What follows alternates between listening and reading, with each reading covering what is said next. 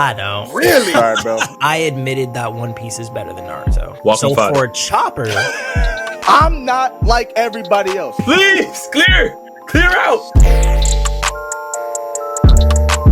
Yo, what's up, everybody? Welcome to another episode of Life with Anime Podcast, where you come to be entertained, find some escape and relief, and where we talk about the impact the anime has on our lives. We are your host, Family Man Joe. And Mr. Music Major. How y'all doing? What's up, y'all? Today, another special episode, a little bit different. And I feel like this is a trend now, P, because we've had like two guests on here like 4 times now. Yeah. I don't know what's going on, what we're doing, but new ideas coming, and we figured it was best to have 2 people on for this one. And so they've both been on here before, but I like to give them each their individual intro. So we'll go one at a time with that. So obviously they can't see y'all, so all the little stuff you was doing before, you light-skinned brother, they will not have seen. Wow. Wow, bro. Damn. If y'all saw the episode with Nike and Blades, it all makes sense. Oh, it's I'm the gonna make only sense, one but- in here, Wow. too. It's You're the only just light me. skin in here too. And you know So- what? I can't even. Okay. All right. Yeah, you can't even say it. But we'll start with the non-light skin first. No disrespect. He This is keeps how I had it. going. It was just how I had it. You know what I'm saying? No disrespect. Reminds You me know what of I'm middle school, man. It's saying? crazy. Listen, all my kids are light skinned, bro. Like, That's it's crazy, cool. bro. You know what I'm saying? I got nothing but love for you, light skin. Anyway, Sound like let's a need to- fetish. chill out. That's crazy. Hey, Joe, is there something you want to tell me, Joe? I will still love you regardless. Yo, we just started. My I wife will is still white. love you I regardless. love all colors, but you know what I'm saying? I do have my preference, and her name is Amber Dawn Jones, and that's my only preference I got. So Here it we is go. what it is. Hey, Right. hey. You better All name that. You Yeah, better yeah, name yeah. that. Come on That's now. what it is. Come on That's now. my preference. The one and only. Let me go put my ring on. Hold up. Yo. All right. All right. Let's get into this intro, man.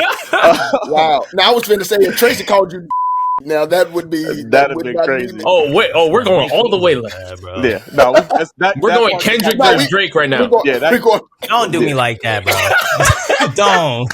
We ain't even gotta go that far, bro. Do the intro, man. I'm Get, trying to. That's P. hey, man. Get Hershey out the way, and then you can move on to Snickers. Do what you gotta do. Yo. All right. First guest. He's got 19K on TikTok, 19 on IG, 179 on YouTube. Crazy. You see that plaque over there? Well, you will see the plaque in a second. He's got 700 members in his Discord, man. He's the guy who got, you'll see it. We haven't posted him quite yet, but actually by the time this episode comes up, we'll have posted for sure. But he's the guy who got out-punched, out-hooped, and out-gamed at MomoCon. He's our boss and the host of the first and greatest anime debate show ever. We have the one and only Mr. SHONEN Showdown, aka Household Showdown. Yo, what's up, brother? How you doing, man? I'm still trying to find out who the dude that got out hooped. I will roll the tape. If I and- got the and- video right now, we can if roll I got the that. video We right can roll now, the tape. What? Tape. Hold on. tape. Joe made me look like a bowling champion. I haven't even bowled since Listen, no, you're right. You're absolutely right. No, you're right. Yo.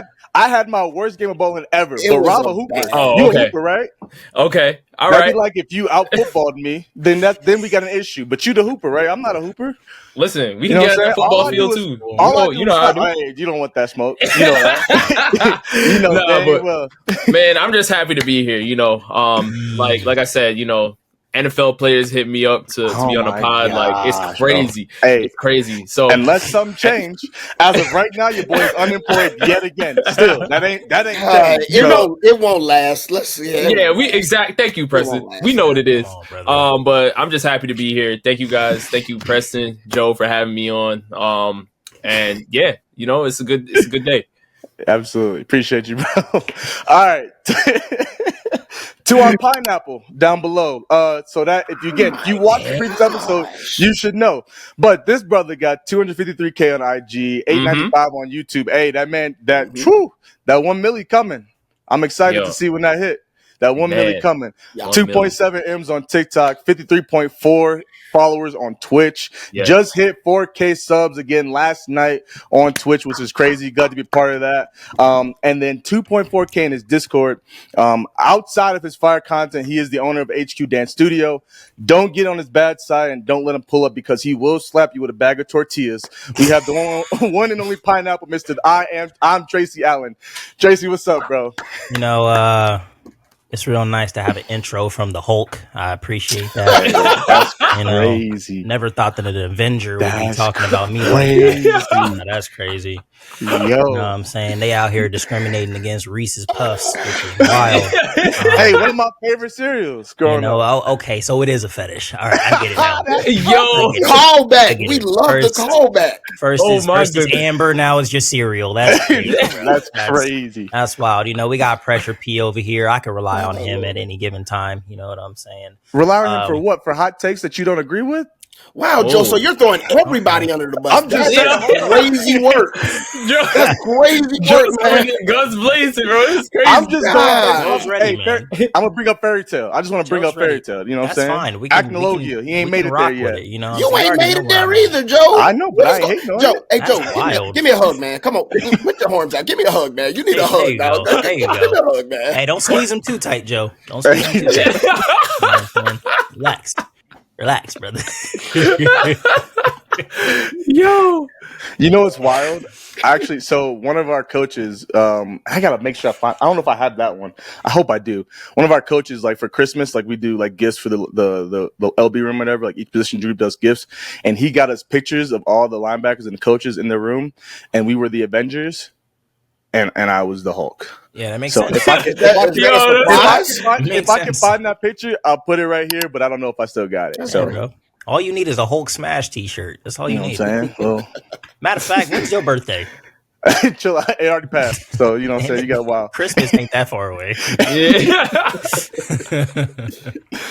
Oh man. But fellas, hey yo, appreciate y'all, man. Appreciate the laughs as well, but appreciate y'all taking time. I know y'all big time. Y'all got stuff going on. Tracy, you got, you know what I'm saying?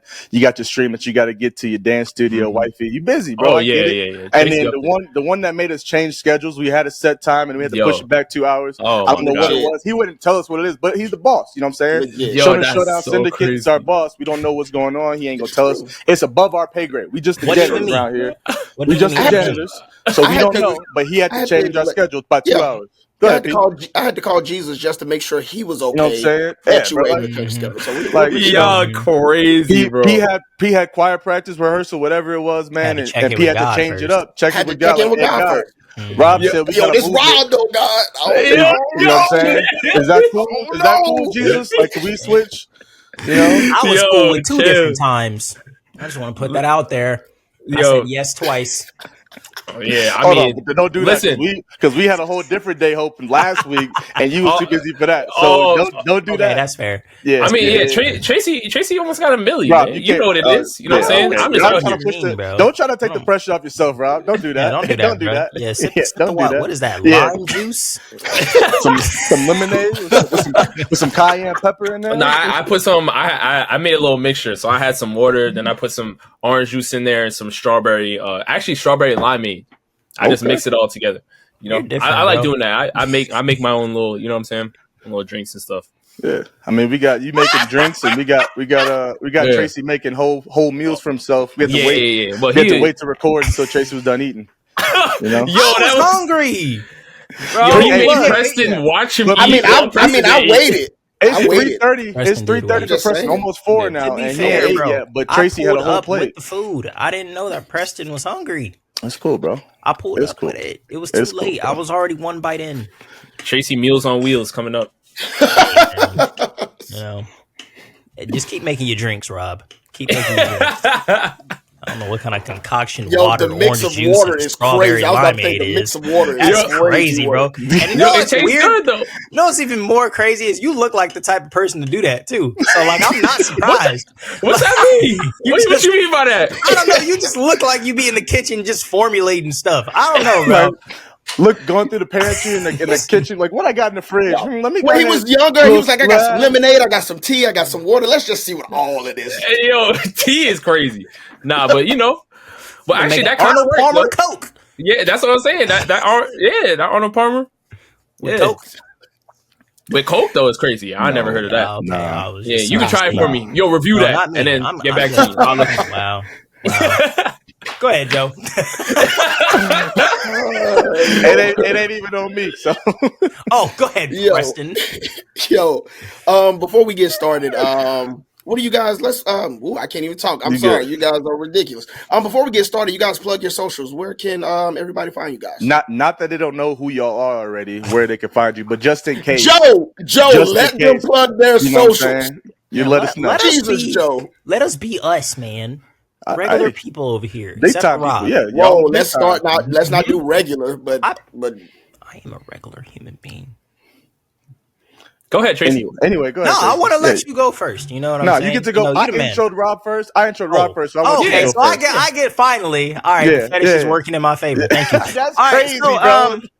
My name is Tracy Allen. I'm Tracy Allen on all social media platforms: Twitch, Instagram, YouTube, TikTok. The main thing that I'm working on right now is building my Twitch community. Call ourselves the HSV over there. That stands for Hidden Sub Village. Would love to have every single one of y'all come in. Preston's in there.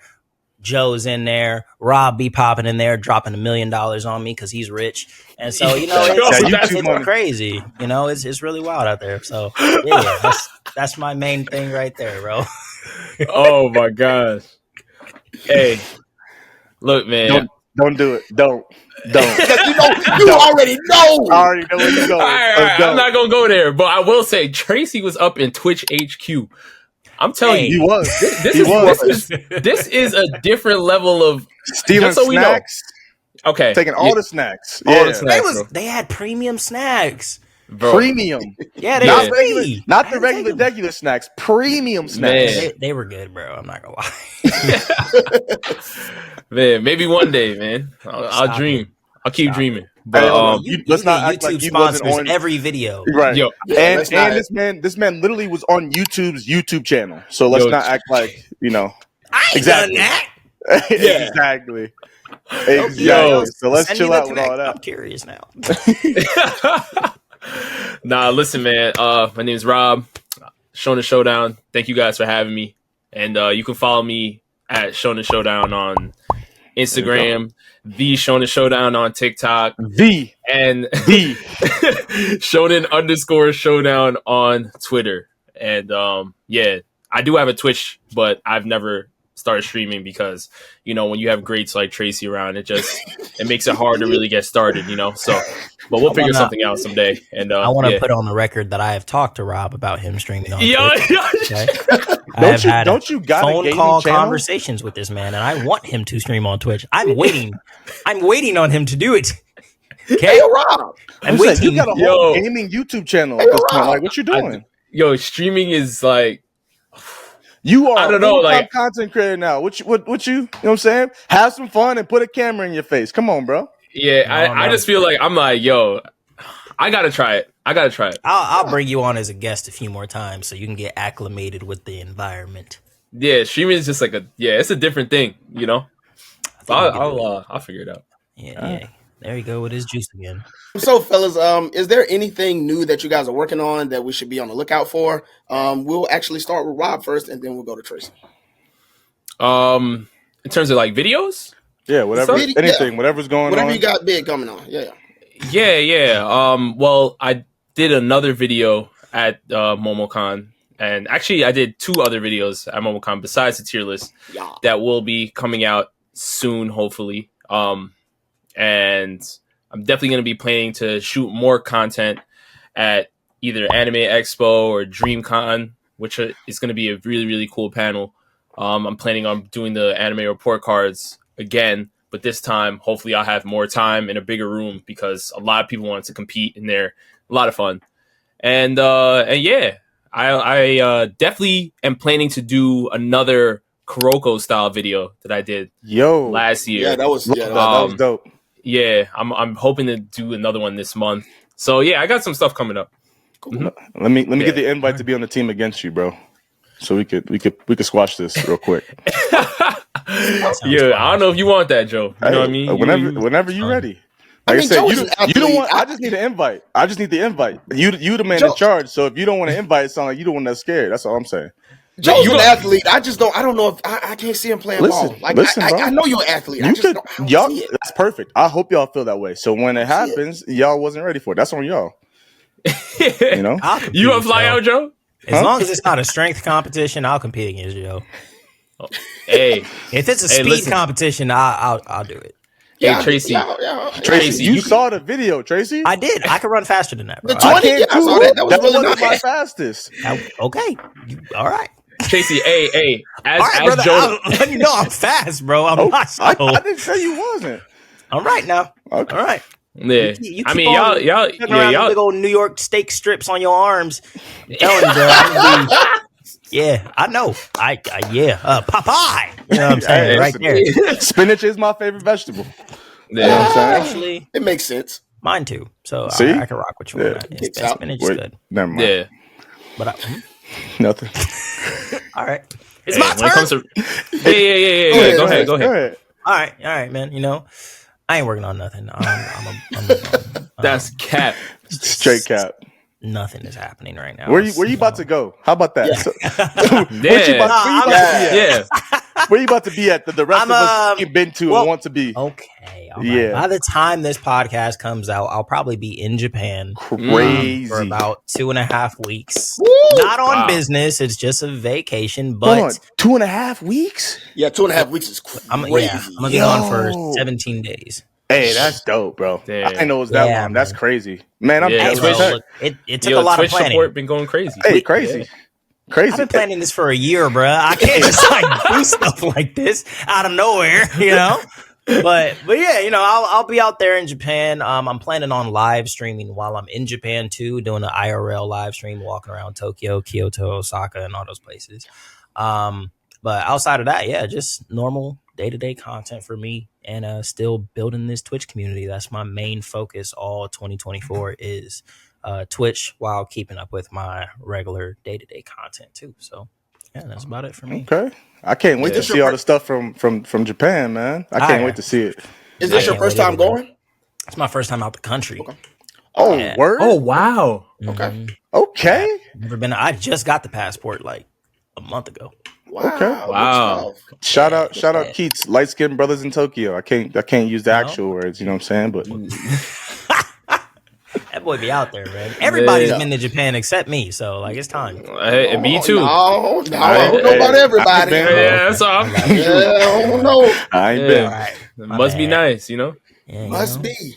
As Jared, he been out there. Yeah, oh no, we know. I know. We talked about that too. Yeah, he's a celebrity too. Both of y'all. You're stupid. Whatever, man. Hey, yo, Joe, you take this one. You sure? Yeah, man. All right, bro. All right. You know, if y'all, I don't know if y'all watched yet. You know, Tracy and Rob. One of them's out at this point when we're recording. Today is June 8th. But by the time this episode drops, we'll have 2 episodes out where we did hot takes. We covered some hot takes, polled our community and asked them for their hot takes, which they had some wild hot takes. A lot of One Piece hot takes. Rob, Full metal, bro. It was some crazy. Yes, bro. There was some crazy hot takes. But basically wanted to ask you guys got any crazy hot takes that you would like to share outside of, you know, Shanks beating Mihawk? Let's not go there. Let's not go that nonsense route. You know, but any hot takes that you guys would like to share, we can talk about real quick. Go ahead, Tracy. I'm say let the light skinned brother go first. Me? Mm-hmm. Wait, I'm trying to remember this one. Hold on. Okay. All right. Chopper. Oh, God, hell. Okay. Chopper. Outside of Luffy, we're going to exclude Luffy. Okay. We're just going with all the subordinates. Chopper is the 4th strongest straw hat. Ho. 4th strongest straw hat? You're not saying that because he slammed Queen, are you? That's exactly why I'm saying it. Okay, so first of all, not only did he slam Queen, he held Queen off for a long time, and then went to go do doctor duties after fighting him. Like he didn't just get done fighting Kaido's I'm gonna say left-hand man. I want to surmise to you that, first of all, top 4 is crazy. 4 is crazy. The only one stronger than him is Jinbei. Jinbei stronger than him. Yeah. Sanji and Zoro. Outside that, and Brook as well. I'm sorry, and Nico Robin. Yeah. And we're not going. I would say he's equal with Robin. Equal with Robin, I would say. Hold on, you don't agree with that, Rob? No. Are you counting Luffy? No. I'm not counting Luffy. So you were just excluding the captain, because he's in a league of his own right now. That's different. So you go Zoro. Then who's next? And I'm just curious. Zoro Who's next? and Sanji are even.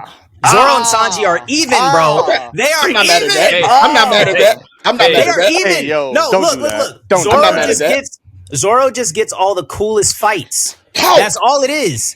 Now, Talk. Zoro is awesome. Don't get me wrong, bro. And Zoro was doing his thing with Kaido, but who wasn't on the roof? Sanji.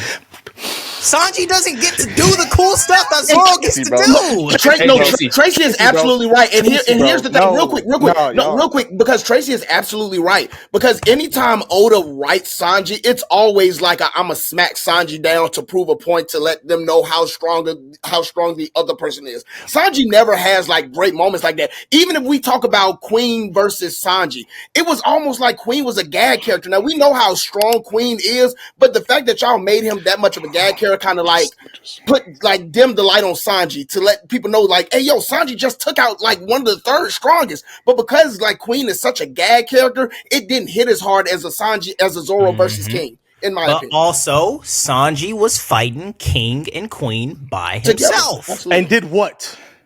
Held them off. 2 people by himself. And while Zoro was up there fighting Kaido, which was awesome. I will never down talk Zoro. Zoro is one of my favorites, you know. But Sanji and Zoro are even, bro. They are evenly matched. That's why they always fighting each other too. They're meant to be even. It's just Sanji's more of a comedic relief character than Zoro is.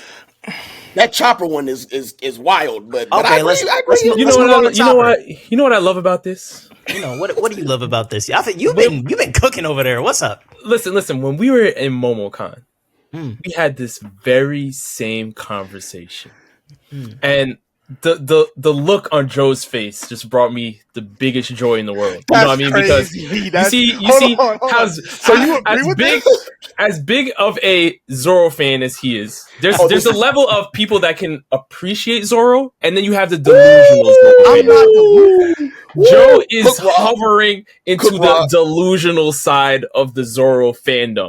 And it's okay. We love Zoro. I mean, we already know he doesn't have great directional sense or anything like that, but what they gotta do with anything. He can box a little bit with his swords, but there is still some room for Zoro to grow. And when you're looking at Sanji, no, a lot of y'all Zoro fans out there love to discount Sanji's feats. And I'm telling y'all, Sanji is one of the fastest characters, not just on the Straw Hats, but in One Piece. Because if you remember correctly, Queen literally told us, I could not even perceive where Sanji was at when he was moving. Sanji can also regenerate. Sanji also has crazy exoskeleton abilities. His defense is crazy. And we're always discounting that because we're looking at Zoro and saying, oh my God, you're one of the greatest swordsmen. He still has a way to go too.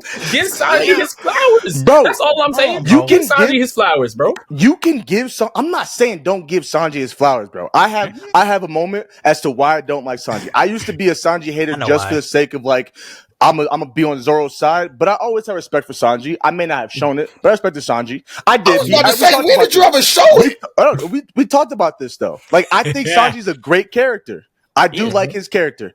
Whole Cake is the reason I don't mess with Sanji at all, like at all anymore. Whole Cake, the fan base is split on that, but Whole Cake, I know, which is crazy. Whole Cake and Fisherman Island with the whole mermaid situation. Those two situations are the reason I don't mess with Sanji. Like I don't mess with that. He was straight up comedic relief in Fisherman. And I understand they did him dirty. Yeah, he was. I get that. They did him dirty. Which again, which brings me back to Tracy's point. Finish? Damn. Get your bars off. I understand, and I know a lot of people, you included, Rob, have talked about how Toei is doing Sanji dirty and making Zoro look like the greatest thing on since sliced bread.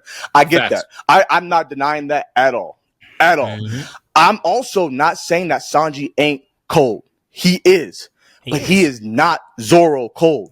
Because Zoro is painted to be extremely cold. Zoro is the only comedic relief of Zoro is that he gets lost. So you're telling me, okay, so you're telling me that they go one-on-one, it's a tie, or it's Yes. Here's what I'll say, Tracy. Or very close. It's going to be an Aokiji and Akino. It's going to be an Aokiji and Akino thing. Who's winning? If you have to pick, you have to say right now, who is winning? It depends. It honestly depends. Because I think a lot of theirs can be very situational too. Like I honestly think it depends on the situation. It does. For instance, if they're in the water, Sanji's winning because he can freaking do the moonwalk thing and hella speed blitz Zoro in the water if they fall into the water. If they're just on land or whatever, then I don't know. It's kind of a toss up. Here's what I always say about this scenario, right? Oh, that's crazy. It's a toss up. Zoro has better endurance than Sanji. Yes, Sanji he can take more. Yeah, he can take more. No, I don't know because now I was about to say I don't know if I can get Sanji got like the whole. I don't know. No. Sanji has the exoskeleton, right? But he has the exoskeleton. But we have to be fair, right? I think what may give Zoro right now currently the slight edge over Sanji for me is the fact that he has access to conquerors, and I feel like that's the only thing that really we can say. But yes, right now that's not going to matter though. Sanji is faster.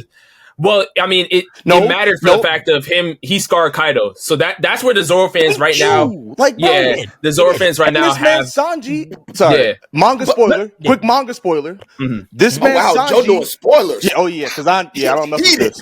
Quick manga spoiler. So caught up on the manga, so that's fine. I know y'all, but anyone watching, okay. So fast forward like 2 minutes from now, maybe, okay, and we'll see. This man Sanji got froze, bro, on Egghead.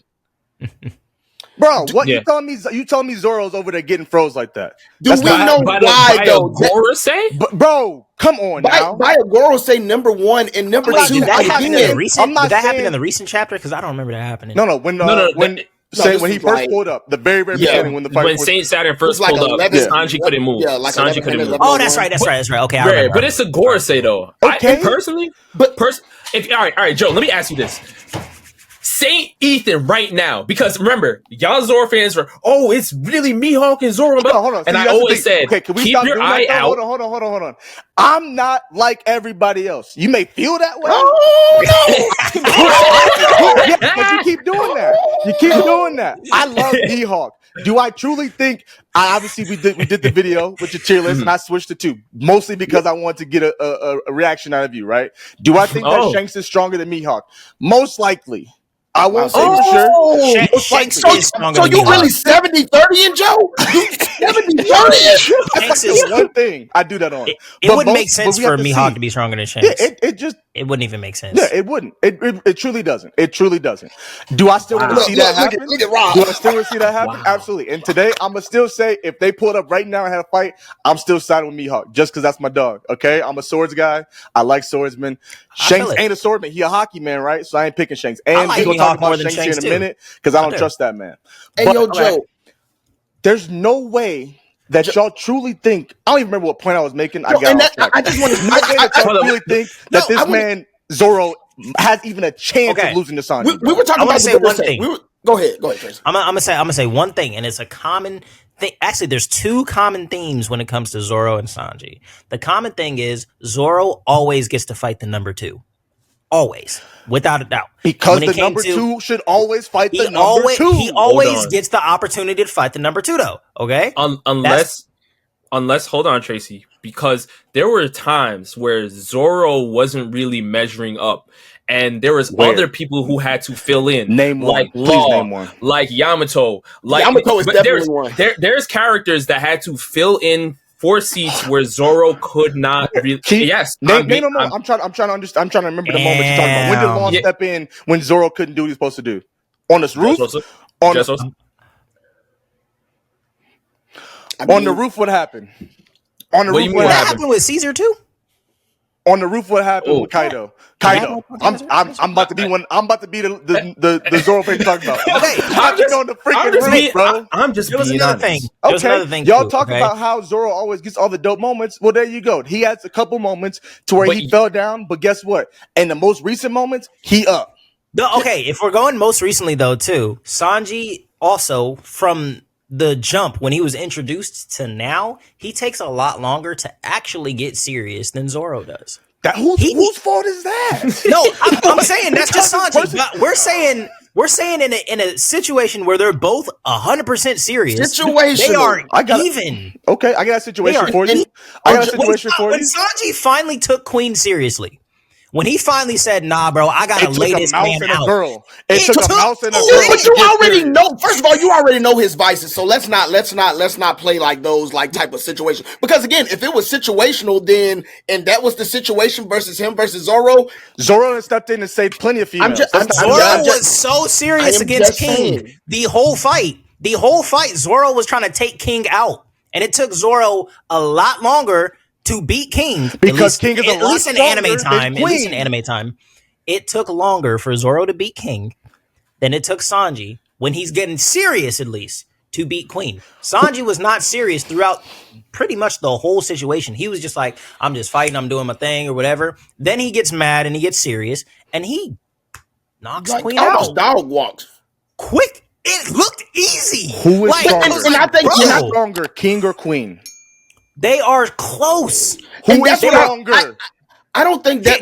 King is stronger. King is stronger. Come on, bro. King is stronger. But that does not dissuade what Sanji can do. You're telling me King is not beating the crap out of Queen? You're telling me that's a close? Not the crap, bro. Like, it's not gonna be. And that's why, Joe. That's why I have the issue, Joe. Because again, for me, Queen was like almost such a gag character that it was like a funny fight. It was never taken serious. That Queen was like literally number 3. Literally, was number 3. Literally. And if we want to go back, to real quick, and if we want to go back to the Gorosei real quick, because I know that's where we're on, that was not Sanji's fault. That was more so to highlight how strong the Gorosei was. I'm sorry that Sanji was like the father character, like he always is. Mm-hmm. Like always. That's how Oda always writes him. Mm-hmm. But it was more so to show how strong the Gorosei was. And let's be for real. Okay. I think if Zoro was in that situation, same thing. Okay, you ready for this? Hold on. I'm talking about the Gorosei, right? Okay, again, more manga spoilers, right? Talk about the Gorosei. You guys were just talking about how fast and durable Sanji is, right? How extremely fast. Robbie was like one of the fastest people in one, not just a Straw Hat, but in One Piece, right? Yes. Mm-hmm. This man had one job. Luffy said, "Hey, yo, pick up Egg." Why am I almost said Eggman? Freaking Vegapunk. Pick up Vegapunk and get out of here. Where was the speed then? He had one job, and what happened to Vegapunk? Bro, all the Gorosei is pulling up. It was only one. Wait, was that when there was only one? Only one. That was before everybody pulled up, because everybody pulled up right before the message was coming in. I could have sworn Vegapunk got off. Where the speed at that? You had one job. We talked about the Gorosei. We had one job, right? Your boy Sabo. What Sabo do? He got away from all them fools, right? That's so first of all, they were Sabo.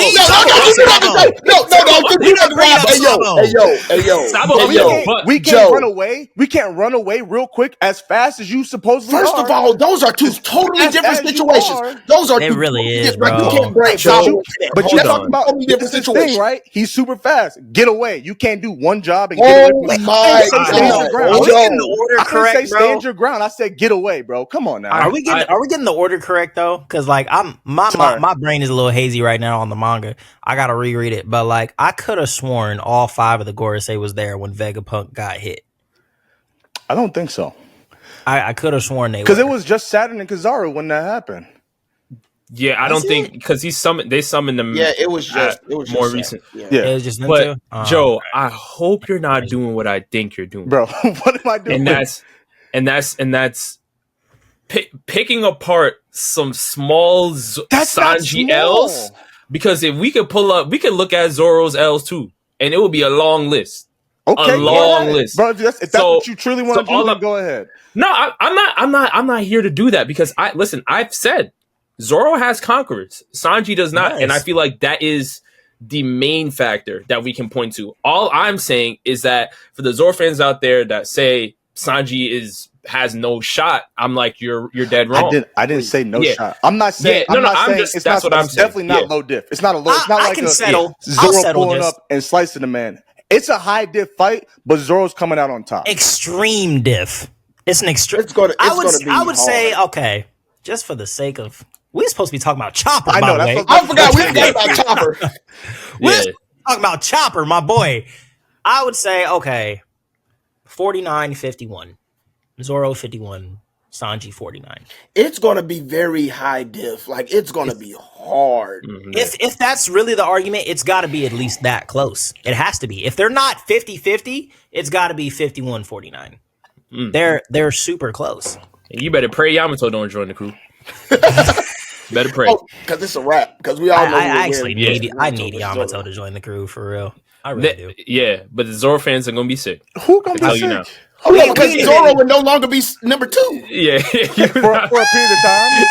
I still think he would. For a period of time. Over Yamato? Over Yamato? Yeah. Zoro's stronger than Yamato.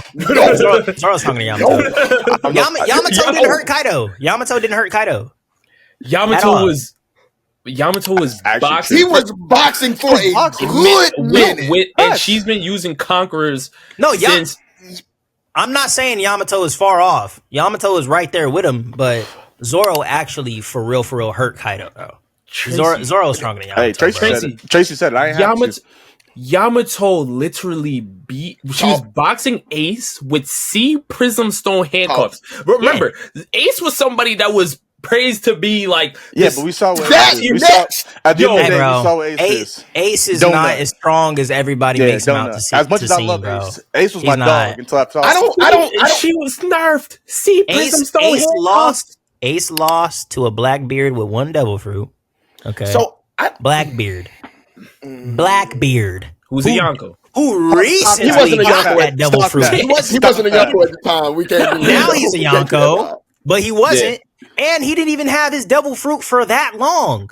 Ace was very acquainted with his powers and everything, and he still lost to a Blackbeard who had his double fruit for like 2 months, 3 months. Here's what I would say the inconsistency is, because when we got the backstory of Ace in Wano, like you just had to believe that Ace was that guy, being that he was at Wano, was able to box with like some of these heavy hitters, and so like we know that now, but like from what it looked like, just us watching the story and him at Marineford, he didn't seem like that guy. But I'm like, how? It's kind of like just a little bit shaky.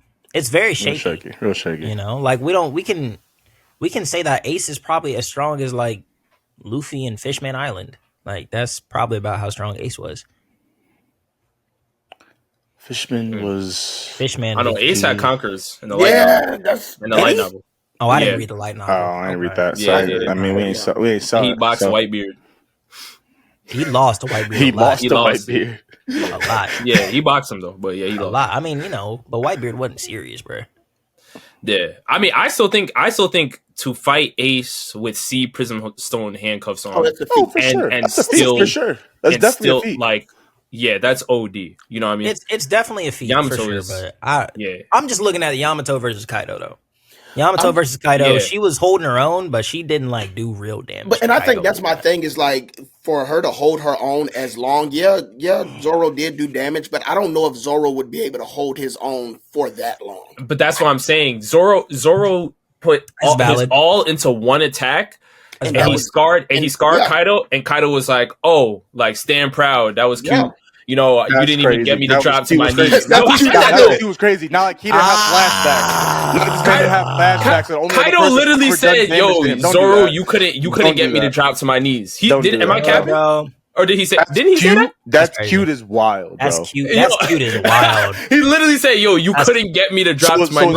You ain't never gonna beat these allegations, bro. Like, ever, bro. That's in the manga. That's crazy, Preston, am I lying? Is that not in the manga? He said that's cute. It's pretty much there. He said that's cute. It's in the manga. I mean, kind of, sort of, yeah. Okay. Dang. That's him. And then Zoro went away. I was anime only at that time, so I wouldn't know. Yeah, he literally said you couldn't get me to drop to my knees. That means the attack was you nice. Scarred me, but it didn't do enough to make me like. We're not gonna act like this man didn't have flashbacks of Odin when Zoro attacked him. Like, what are we talking about? He did. Like, what are we talking about?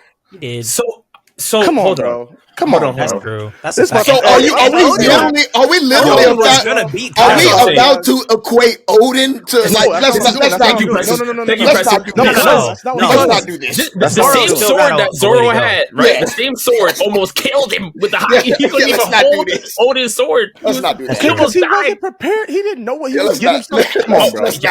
Exactly. Zoro still got to wait. Chopper, man. Yeah, Chopper is the strongest.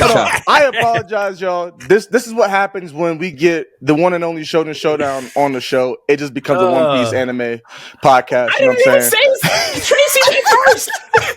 Tracy went first. But Tracy, Hey, I like that. You know. Back to Chopper. That's still wild. So we got right, Zoro, Chopper. Sanji, Jinbei, and then Chopper. Then Chopper. Well, Chopper and Robin. I'll put them on the same playing field.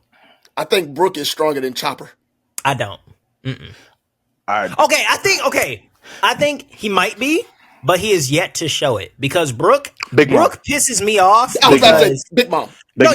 Twice. Well, twice. He fought Big Mom and he got beat up the first time. Oh, what is now define the word beat up? He literally used like what seemed like his strongest move at the time, that little drill thing that he did. And the like couldn't even pierce. I forgot what it's called. That's cute. That's cute. That's cute. Yeah, that little attack. He couldn't pierce Big Mom's skin. Like it literally looked like there was a barrier because he couldn't. You think Chopper would have done better? Penetrator. I think Chopper would have suplexed Big Mom. Didn't Brook knock Big Mom down too the second time when he was defending Nami? You talking about on the Sunny? No. In Onigashima, when Big Mom was chasing after Nami, and then Brook and Frankie came out of nowhere, and Brook took her down. Did he? He did. Get that? He did.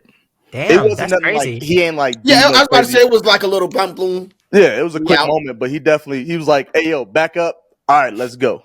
But he still said, "Hey yo, back up," and she backed up. That's all I'm saying. Brook is actually got something against Big Mom, bro, because that's number 3. Yeah, but she tried to add him to the collection. She did. Yeah, that's true. She did, man.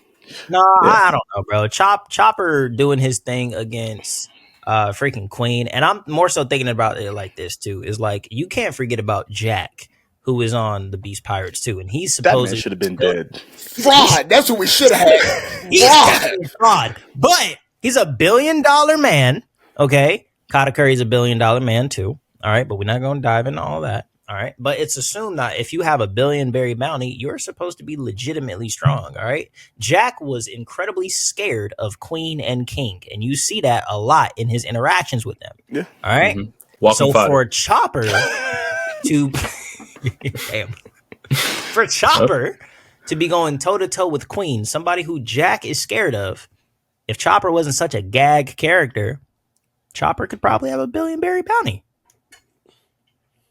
I'm just saying. Okay, I'm not necessarily disagreeing with the strength of Chopper. I'm just more so, and not necessarily Brook. I mean, I agree with you, on Brook as well, P. But Nico Robin, bro.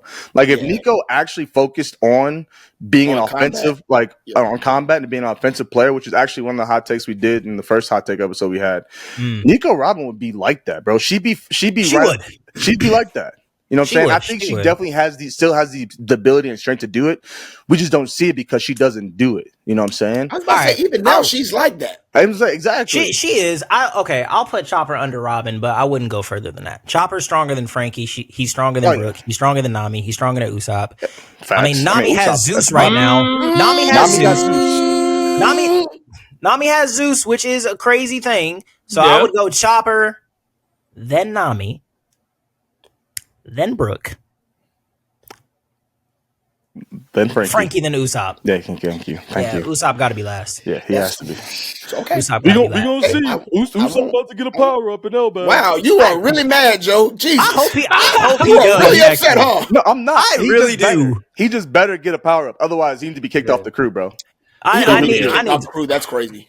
I need him to do something, bro, because he's like the most Dressrosa. That's the best feat that he had was the thing that he did against Sugar with the long shot, and he has observation hockey. He showed there, and his observation hockey he does.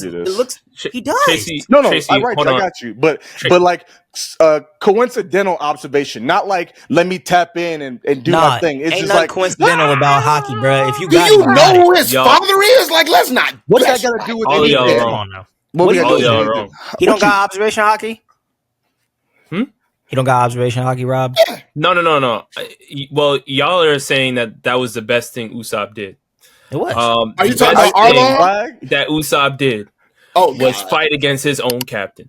That was the hardest I've ever seen Usopp fight in the entire series. And I stand 10 toes on that. I agree. Okay. All right. Outside of that, I agree.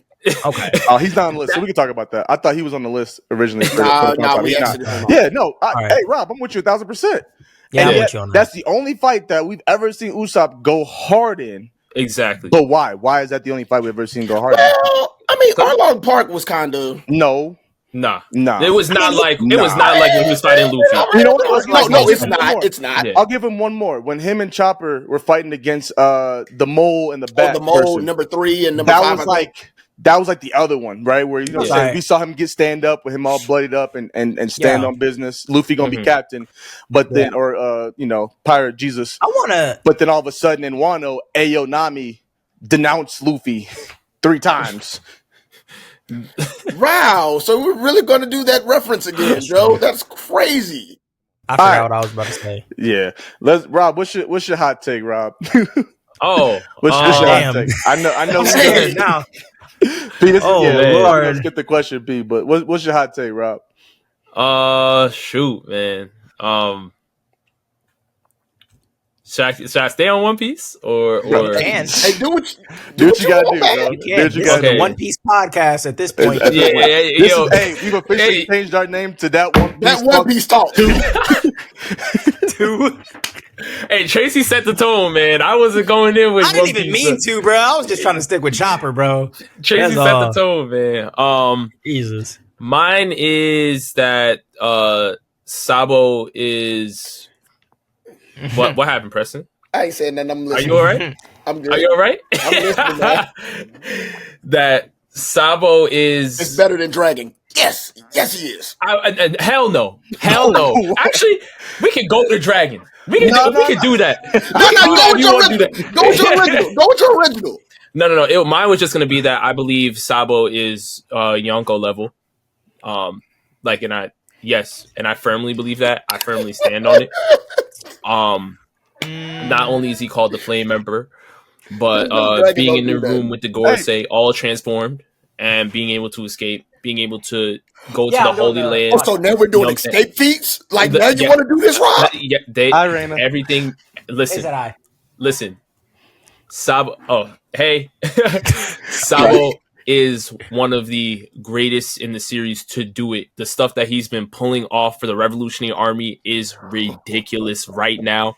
And when you're looking at his leader in Dragon and seeing how he's built and had these people around him and helped train him up from the ground up, it definitely helps to look towards Dragon and say, Dragon, you are that guy. When you pop out, it's going to be catastrophic. And I stand firmly in believing this. I think Sabo is one of the greatest in the series as Luffy's brother. He picked up where Ace left off, and his hockey's getting crazy. His everything. He's here. He's a Flame member.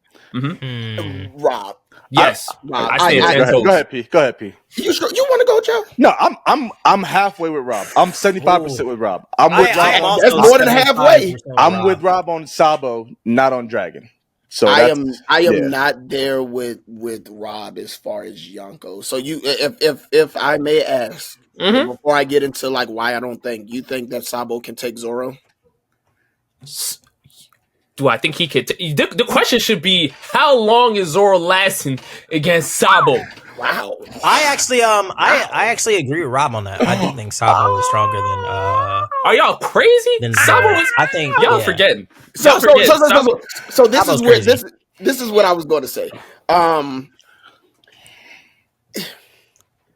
I think so. Are we going to Marijois? Is that where we're going first? To one of your biggest feats from him? Is that the first place we're going to stop? Yes, that's one of them. Okay. I think that's a really big feat too, though. Yeah, I don't think it's that big of a feat. I think it's a good feat. I think it's a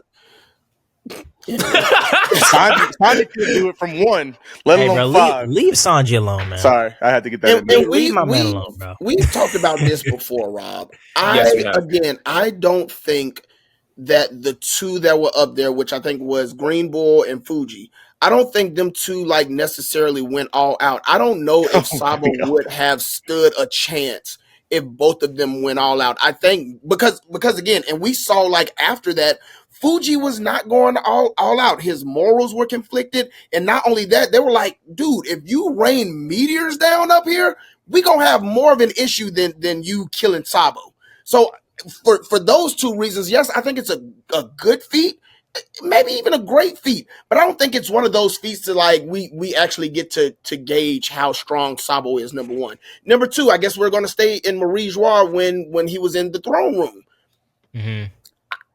If that's the case, then Wapple also escaped. So let's just call him what he is too, which I guess he is also Yonko level because he also escaped the room. Now you clowning, P. Preston. Yeah. First order of business. Sure. Akainu himself said that there are no excuses for either Fujitora or Green Bull. Because no matter what anybody says, even if they had to protect some of the celestial dragons that are around, right? Let's just keep it honest. There are 2 admirals present. There is no excuse. If it was one, maybe you could shoot them some bail. Okay. Because there's 2 of them there, they're supposed to be that elite to at least hold the mission down while being able to protect the surrounding area. The fact that they can't even do that is the point. Next thing, Green Bull, right? The very same person that, Momonosuke is landing attacks on Green Bull. So what are we really doing? Like, we know what Green Bull is. So what are we really doing? Which brings me to my point. Like, you really want to like call that a feat? We know what Green Bull is. A fraud. Number one. I know it was 2 admirals. I know it was 2 admirals, but we know what Green Bull is. If Momonosuke is landing hits on Green Bull, like, let's chop him out. Like, number one. I'm saying, but I'm saying Akainu says no excuse. And I get what Akainu says. But you know whose word is going to trump Akainu's? Who? Every celestial dragon up there. Every last one. And it was stated that, hey, y'all, don't do this. By them. Like, so we already know what it trumps. That is I don't care if Akainu says it or not. They trump him. That is true. Absolutely. They do trump him. But I will say, though, like, and I got to kind of talk low because Rain is not caught up yet. All right. Yeah. You know, no, y'all good because y'all in here. Yeah. But I can't. I'll turn your volume up real quick right here. She's still a But I think Sabo being able to escape that room so quickly just shows, one, how fast he is, but also how durable he is too. Because he got hit. Like, he actually got hit and he made it out alive, bro. Like, listen.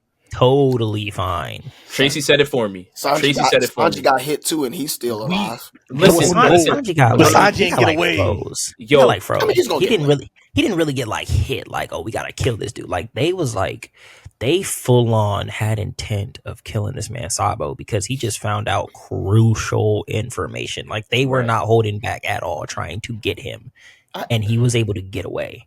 I get that, but it also like wasn't like an awakened like I don't know if this is like an awakened devil. I don't know what the Gorosei got going on now, but like I'm sure they're awakened. I'm sure they are.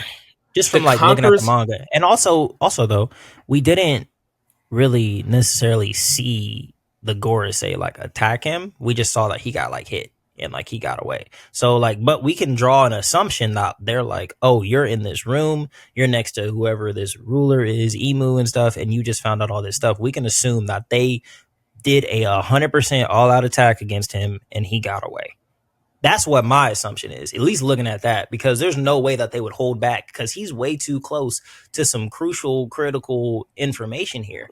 You know what I'm saying? On Vegapunk level, probably even higher than Vegapunk level because he's in the room. He's there. You know? Tracy's saying it for me. Oh, like, Tracy, Tracy, you saying it for me. You did my job. Away, man. Like I said, thank you, Tracy. I don't know. Do I think Sabo is weak by any regard? No, absolutely not. Like, of course not. Yonko level, I have a hard time with. I think like that's I have a hard time with close. Yonko level. No, he's close. Yes, I don't know if he's like at that level. I think Sabo can box with Blackbeard. I think a lot of people can box with Blackbeard though. Like Blackbeard's a fraud though. We not on fraud watch yet, but he's okay. Blackbeard's a fraud, bro. Just putting that out there. All right. Good hot take. Good hot take. Good hot takes, y'all. Good One Piece hot takes. Mm-hmm. And maybe we'll see if One Piece rears his ugly head. Not ugly because it's beautiful. So I apologize for the wording there. I obviously I love One Piece. So look at you. Look at you. You see all this One Piece. I see it. You see all this One Piece. Your manga collection is admirable, by the way. I appreciate it. It is. I appreciate it. I'm trying to get like you, bro. There's a lot more I need to get. So this is, like you guys have seen, normally we do these with just me and P, because most of our episodes with guests are interviews and focusing on them. But obviously these two gentlemen have already been here. You've kind of already heard moments from them, anime impact stuff from them. So we're gonna do anime impact basically, but not just with me and P, but all four of us. So a moment with anime, whether recently or something in the past that it just had an impact on your life, whether it taught you a life lesson or something you just saw that like really hit with you differently. Like one that recently came up, we talked about with Nike. He was talking about how the Uraraka speech and how like who's going to be the hero for the heroes type thing. He talked about checking on you strong people, right? Something that his mom always says, right? So something of that nature that has hit with you again recently, or one that you can recall as well. So I believe Tracy went first with the hot take because we did spend like 30 minutes on that. So Rob, if you're ready, why don't you go first for us, brother? I believe it's a scene from Kaiju number 8 specifically. Love it. And it's actually multiple different interactions, but I think it was a recent episode where Kafka was getting his praise. And when he was in the room, he addressed, Mina by her first name rather than, treating everybody like, yo, like, this is the goddess, like the greatest thing ever, like, because they've known each other, they've been childhood friends. And every time they have those types of interactions and he like stops himself and he's like, oh wait, I just called you by your first name. It kind of like,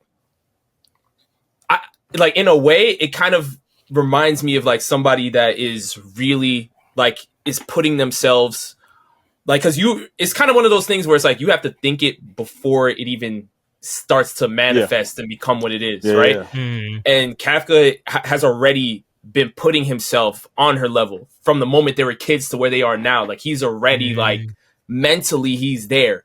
So that's why he talks to her like, yo, we are equals. But then he snaps back and it's like, oh, wait, the outside world is not getting what I'm already believing. So it's like, all right, let me draw back and let me pull back.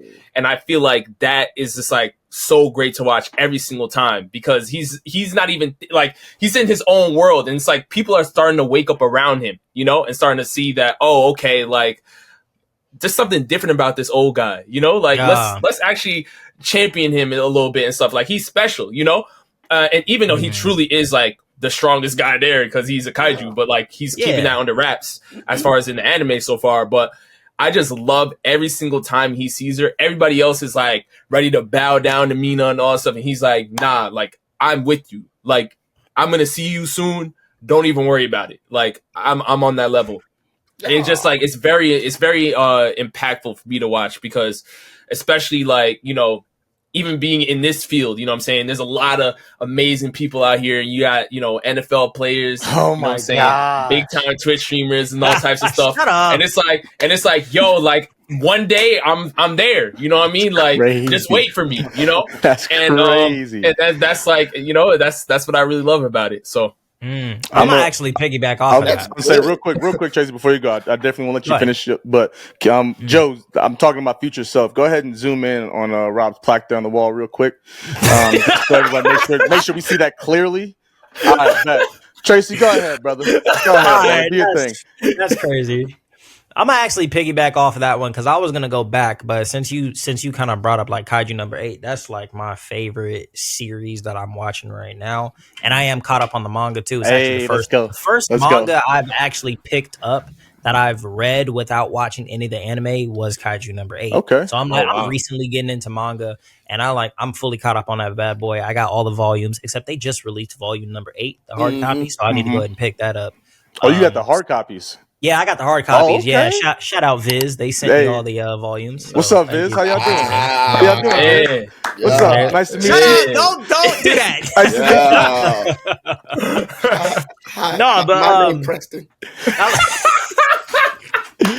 Yo, I'm sorry. Man. That's crazy. Yeah, go ahead. My bad. I'm gonna pick up off of that though, because like going with Kaiju number 8, even like reading it, but now seeing it animated, I'm like, yo, there's already so many like lessons in this show, and there's only like 8 episodes out. I think episode 9 came out today, as we're recording. But the other thing about Kafka is that like he's one of our first old MCs, so he's in his 30s. You know what I'm saying? He's an actual adult, which is crazy. Go 30-year-olds. Yeah, you know? And I'm not pushing 30, but I'm 25. Anyway. You know. But like he's this old dude who still hasn't given up on his dream. You know what I'm saying? And he's failed so many times. Like he's failed like the entrance exam over 10 times or something like that. I can't remember the exact number, but he's failed constantly, and he's like, I'm not gonna give up at all. And now that he has this newfound power, it's like it's easy to have that power and be like, oh, I have an easy way to climb the ranks. I can just mask it as if it's like my legit power, but really it's this supplement, you know, I'm a kaiju and stuff. But he's like, nah, I'm gonna do it the right way. I'm gonna climb the ranks the right way, and I'm not only gonna prove myself to everybody else, I'm gonna prove myself to me. And I really, really rock with Kafka for that, because I feel like I'm like that. And it also reminds me of Naruto a lot, which is the one I was gonna bring up, because Naruto is somebody who failed the shadow clone exam or the shadow clone test over and over again. It was his worst jutsu ever. And now it's like he could not get it at all. I don't know if y'all remember, like, you know, the duds coming out and stuff like that. But now it's his specialty, you know what I'm saying? And he was shunned by everybody in the village for his whole life, all the way up until the pain thing. And like the pain moment for me, that was really impactful for me, because it's like, yo, you see this dude who's shunned by everybody, who has been fighting not for their acceptance, but fighting to prove them wrong. Fighting to prove who he is, not so they can say, oh, we accept you, but to say, hey, I'm still going to accomplish my goals, whether you accept me or not. I am him. I don't care how you look at me. And then for him to like go that route and then end up with everybody's acceptance and everybody wanting to be around him now, like it's crazy. And I see Kafka doing the same thing. And I feel like I can relate to that a lot, because I'm somebody who wasn't really accepted a lot in school at all. You know, for like majority of my school career, I wasn't really accepted. And now I'm this dude on like Twitch, social media and stuff. And like, I get to like inspire kids, and I get to like talk to people and stuff like that and do cool things for them. So like, those are like really, really impactful moments for me. So Kafka and Naruto, you know, that's what's up. Bling, blah, bling, blah. Yeah. You know what I mean? That's what's up. Oh yeah. Hey, you up now? You up? Up. You know what I'm saying? Up. You know, that pineapple skin ain't holding you back no more. You know what I'm saying? Shut up, man. Wow, Joe. Oh my God. Wow. Jesus. All right, P. Why don't you go ahead next, P? Man, so crazy. I also have a kaiju number 8 as well. Oh wow! Yeah, kaiju crazy. number 8. Yeah, it's gonna get an anime award next year. I believe it. Yeah, I'm not kaiju, so I'll be the outlier. But go ahead, P. Word. I mean, it's like pretty much what everybody says. Like, never throw away your dreams. Like it is never too late. And for those of you that don't know, I am a church head. So again, never throw away your dreams. But I've also found out that God will always equip you for what you need to be successful and to obtain your goals and your dreams. Yes. Now, Kafka, again, 30 years old, like dude is like way past like what he wants to do as far as the defense agency. And somehow he comes up on a kaiju that gives him like this unlimited, untapped power. And so I say that to say again, like God will always equip. Like Kafka had no idea that he was going to be able to do what he was going to do at that level. But God had already like preordained, like, hey, yo, I got you. Like, I'm gonna make this happen for you. And so I'm gonna give you this little kaiju to make all your dreams and all your possibilities happen for you. Like, you ain't got to worry about the naysayers. You ain't got to worry about the people like that's jabbing in your ear. Like, I got you. I'm going to equip you for it. And when I equip you for it, like you're going to be able to do it. And not only to like my ability, but to the best of your ability. So that was my Can I actually say something to add on to that too? Yeah, because you say like how God equips you with anything, and you know I'm a big church head. We do church around here. Hey, listen, every anime impact that P gives, dang near is a church. There we go, church sermon. Hey, so keep the sermons alive. You know what I'm saying? Get your Bibles out. Go to. I got one over here. Go to. Tripping. Go to the middle. Nah, but it's crazy how you say that about like Kafka and stuff, because even though like, yeah, he was equipped with a kaiju, he was already equipped with so much knowledge about kaiju because of his job, like, and that's the thing that's getting him accepted. It's not the kaiju power, like he can be blessed with this amazing thing, to propel him in other ways and show him new possibilities of what he can do. But where he was already stationed for all those years he was failing, that was just building up his knowledge of kaiju. Mm-hmm. And that's what he's been using to get accepted into the Defense Force. It's not this newfound power that he's got. He already had everything he needed before that. This is just a little extra, so that's actually kind of crazy. Yo, and one more piggyback. Go ahead, P. Yeah. Sometimes, like, when God gives you a gift or gives you something, and just going back to the kaiju, it's never what you expected. Like, who would have ever thought that this kaiju would be like and again, like Tracy said, like he's been building up to this moment. But who would have ever thought that the thing that like you want to fight against is the thing that is going to help like secure you for what your next job is. So sometimes like blessings don't necessarily look or is packaged in what you think it should be or ought to be. So just be on the lookout for that, man. Yeah. I agree. All right. All right. And in the organ right there. I'm gonna end the organ right there. No, sir. Let me piggyback off. Go ahead. Let me get on your back, actually. No, appreciate y'all, fellas. Mine comes from Windbreaker. So I'm gonna hop off the Kaiju 8 train here, though. I love it, fellas. And I kind of got a two-part with this. And so it comes from Shishitoran? Yeah, Shishitoran squad, from basically the vice leader and the leader. So Togame is the vice leader, and I think let me double check name. Tomiyama is the leader of that gang. And man, like two parts. So I'll go with the first part. The first part with the leader, Tomiyama. Basically, he has this dream of basically being the freest person in a sense, almost in like a Luffy type vibe. Like he just wants to be free and do what he wants to do. And for him, he sees that as once he becomes the strongest person, once he attains this specific goal, like everything is just going to change and just be like this amazing thing. Right. And he loses sight of what he already has. And what caused him to chase after this dream was what he was currently experiencing, right? Like he wasn't the leader. He wasn't the strongest person, but you saw his characters like this carefree, always smiling, just having fun no matter what's going on kind of person, right? And he's like, if I just get this over there, like this will be a constant thing. And as he's constantly chasing this goal, this dream, he loses sight of what was actually giving him, one, what he wanted, but two, what he already had. Like he lost sight of what he already had chasing at this one thing. So that's to say, like, don't forget where you're at. Like it's great to chase goals, right? Like him chasing the goal of being the strongest is an amazing thing. Like I'm not saying that that's bad. Like that's dope, right? My goal of doing X, Y, and Z in the league, actually being a pro bowler, like Rob keeps trying to call me, but I ain't there yet. You know what I'm saying? I ain't achieved that yet. That's definitely what I'm chasing. But like, that would be like me, right? Like if let's say situationally, right, it hasn't happened and hopefully one day it does. Situationally, I win the Super Bowl. Me and my team, whatever team I want, win the Super Bowl, but I didn't get all pro. Like that would be like me, like leaving whatever I just experienced to chase after this all pro thing, but not enjoying the moment that I'm in now, not taking in what I'm already experiencing. Like for what? Like, yeah, the individual accolade is cool, but I'm losing sight of everything that I'm already experiencing in this moment now. And with that, his boy, Togame, right? I know I said his name earlier, but I want to make sure I'm saying it right. Yeah, Togame, the right-hand man, he was such...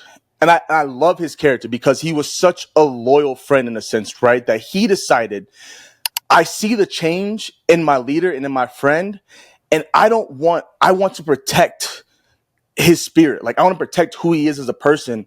And I don't want him to have to handle all this extra baggage that he's causing himself, but he doesn't realize it. So I'm going to completely change who I am to protect him instead of stepping up, standing on what I believe in, and basically confronting his friend. Confronting people is not always the easiest thing, especially those that are like close to you. Like those are one of the hardest people to confront on when they're slacking, when they're tripping, when they're doing something that they know is wrong, or they don't, or even if they don't see something, but you see it, right? And he decided to completely change who he was as a person to protect him. in a sense, again, that's dope because it shows how much he truly cares for his friend and how loyal of a person that he is. But at the same time, it hurts not only him, but the person he's trying to protect.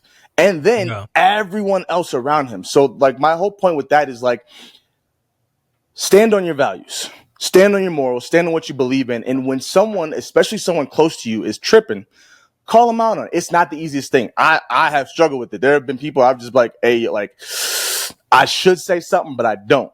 And I should. And it's hard. It's not easy. But if you have someone in your life that you know, like my someone close to me has a childhood friend that's completely like kind of gone wayward. And he's like, yo, I don't know how to deal with this. Like I went with them too, but I'm kind of coming back and I don't know how to pull them back with me. It's not easy. It's tough. But I promise you, it's so much better. One, if you mention it, if you say something to speak up, there's a chance that obviously they can come back to where they need to be and things are just so much better.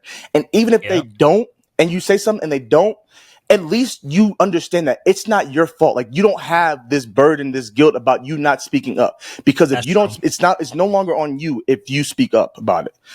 So that's the two lessons that I pulled from these two characters, man. And shout out Windbreaker. I know this is shameless. Windbreaker is better than Tokyo Avengers, and I'm gonna that. That's my hot take. I haven't seen it yet. I haven't seen it yet. I mean, Rob, you ain't seen it yet? You ain't seen Windbreaker, bro? I'm sorry, bro. I gotta watch it. Yeah. I'm sorry, bro. Honestly, Joe, like I agree. Go ahead. Nah, you agree with what? No, I was about to say no. I agree with what Joe said. Like the anime impact, yes, sir. Oh, okay, yes, absolutely. The Tokyo when dude was like, I want to like be the freest. I was like, that is the same thing Mikey was saying. Like this is like almost like one and the same. I can't say. I think Windbreaker's got a lot of similarities to Tokyo Revengers for sure. Better characters. But I don't know because you said it because you don't like Takemichi. And I like Takemichi, but I can't go that far yet, but I can see where Windbreaker is going. Yes. Yeah. And I can definitely see it becoming better than Tokyo Revengers.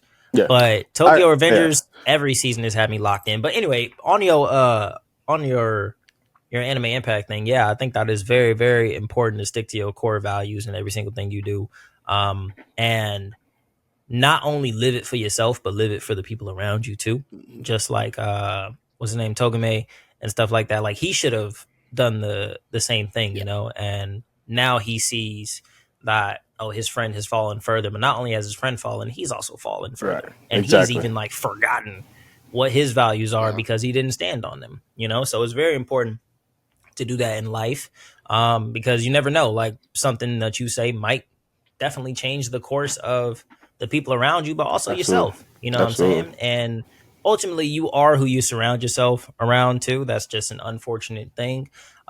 So if you claim to be doing better, then also like, how are the people around you doing too? Like, how are they, you know, like that matters too. Like you're not the only one that matters, you know? So you definitely should stand on stuff like that because it can make everybody's situation better, not just yours. You know, so I agree with that. That was a good one, man. That was a good one. Appreciate you, fellas. Appreciate y'all boys sharing. You know, life with anime. We talk about the impact the anime has in our lives, so definitely have to throw that in there. All right, and I know we've been here for a minute, so let's finally get to this the main topic at hand. We know Tracy, big time. He got stuff he got to do. I'm sure Rob over here. I saw him looking at his watch a couple times. What? You know what I'm saying? So let's what watch I got on? that invisible rollie on that wrist. No, I'm kidding. Joe, you cannot stay serious for long. You really can't. Not at all, bro. What I told Rob earlier. If I mess with you, I mess with you. If I don't, then I don't. You know? No. I'm not just talking about that. I'm just talking about like we will have such a because we've had this before. We will have such like a heavy moment, and then the next two words that come out of your mouth are like say a moment. But all right. So this is what we're doing, guys. We're talking anime frauds, basically all spectrum of anime, and a lot of these pretty much are going to be from shonen anime. A lot of side characters, a couple main, actually all. Now that I'm looking at it, the list that there's one main character, but a lot of side characters on this list. And so basically what we want to do is we have a list of 10 characters that we want to basically call up for being frauds, and basically rank them 1 through 10. based on who they are as the character, what they stood for and didn't do or did do, and vice versa. Basically, just them as a whole. And so basically, what we do, each person has a vote in a sense, I guess. Basically, majority wins as far as placing them. And as we go through the list, we can definitely change it. So if we put someone at 5 and 4, and we're like, this next person should be at 5, and move them down, we can obviously do that, right? But basically, if it goes 50-50 split or something like that, we'll find a middle ground that everybody's kind of comfortable with, and go from there. So, wait, are we gonna have a list in front of us, or we just? Yeah, that's what I was gonna say. Are you gonna do like a? I wanted to. Every time that I have done share screen on here, it has completely screwed me up. Like as far as my recording goes.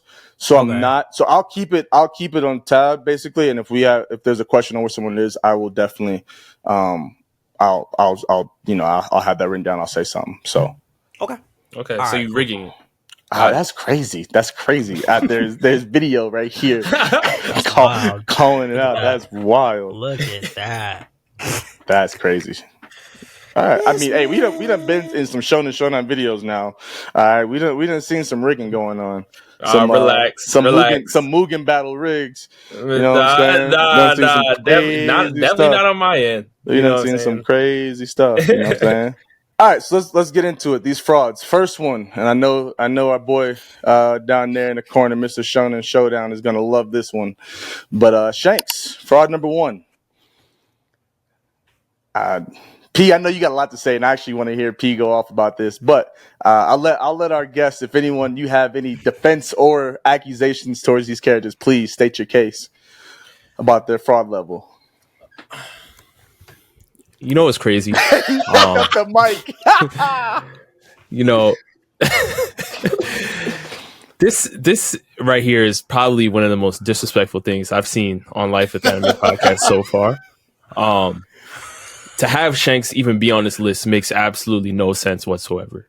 And the reason why I say that is it's a disrespect to Oda's writing. It's a disrespect to the entire series of One Piece. And I can't stand for that. First of all, I would opt and just having Shanks' name removed from the list, and then we could pick somebody else in One Piece. But since he's here, I would put him literally at the bottom because there's no way Shanks is a fraud. Like everything that Shanks has done up to this point, and the surrounding characters around him, and everything else. It would literally make no sense for him to just switch up and me say, "Oh, hey, I'm evil now." And I feel like because people believe that he has connections to the Celestials or to the Gorosei, that automatically means that he's in cahoots with them. If Shanks truly were in cahoots with the Gorosei, literally, what's going on in Egghead right now is the time for Shanks to really come outside and say, "Hey guys, I'm Team Gorosei. I'm Team Celestial." He ain't showed up either. But you know Shanks shows up. As a kid fan, you know Shanks shows up. All right. Anyway, back to what I was saying. There is. You know. Hey, okay, so all I'm saying is Shanks is definitely not a fraud. We already know where this came from. This came from the first time we saw Shanks in the meeting with the Gorosei. People took that up and ran with it and said, "Oh, well, Garling hit daddy and all." Relax. Even if he does have a connection to the Gorosei or the Celestials in a bloodline type of way, Shanks is not on that side of things. It literally would make no sense for the story for him to just switch up right now. It wouldn't make sense. It wouldn't make sense because Shanks literally stole the gum fruit off of a marine ship too. Yeah, but okay. He did. He clearly wanted it for himself. Like, do I think Shanks has his own motives? Yeah, I do think he has his own motives. Do I think he's with the Gorosei? Nah, I don't think he's with the Gorosei. Yeah. I would put that man on the bottom of the list too. I ain't gonna lie. That man Shanks ain't no fraud. TRACY. That's not a fraud right there. And Joe, you want to go first? No, you got it. I can't because you itching to go. So go. I'm really not itching to go. So here's my thing. All of the points that Rob brought up are the exact reasons why I think he should be on Fraud Watch. In my opinion. Do I think he would side himself with the Gorosei? Maybe not. Do I think he has other motives that nobody knows about? I 100% do. Do I believe that those motives are going to have him and Luffy fight 100%. If nothing else, I do believe that they're going to battle ideologies more than anything. But that's going to come up in a fist fight, in my opinion. I don't think everybody is what Shanks like.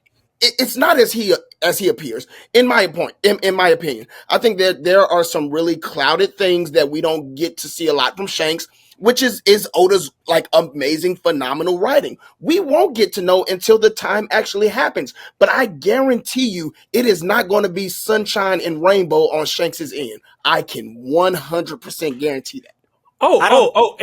If we're saying Shanks being a fraud means that he's going to compete with Luffy, then I feel like I'm missing what's being said here.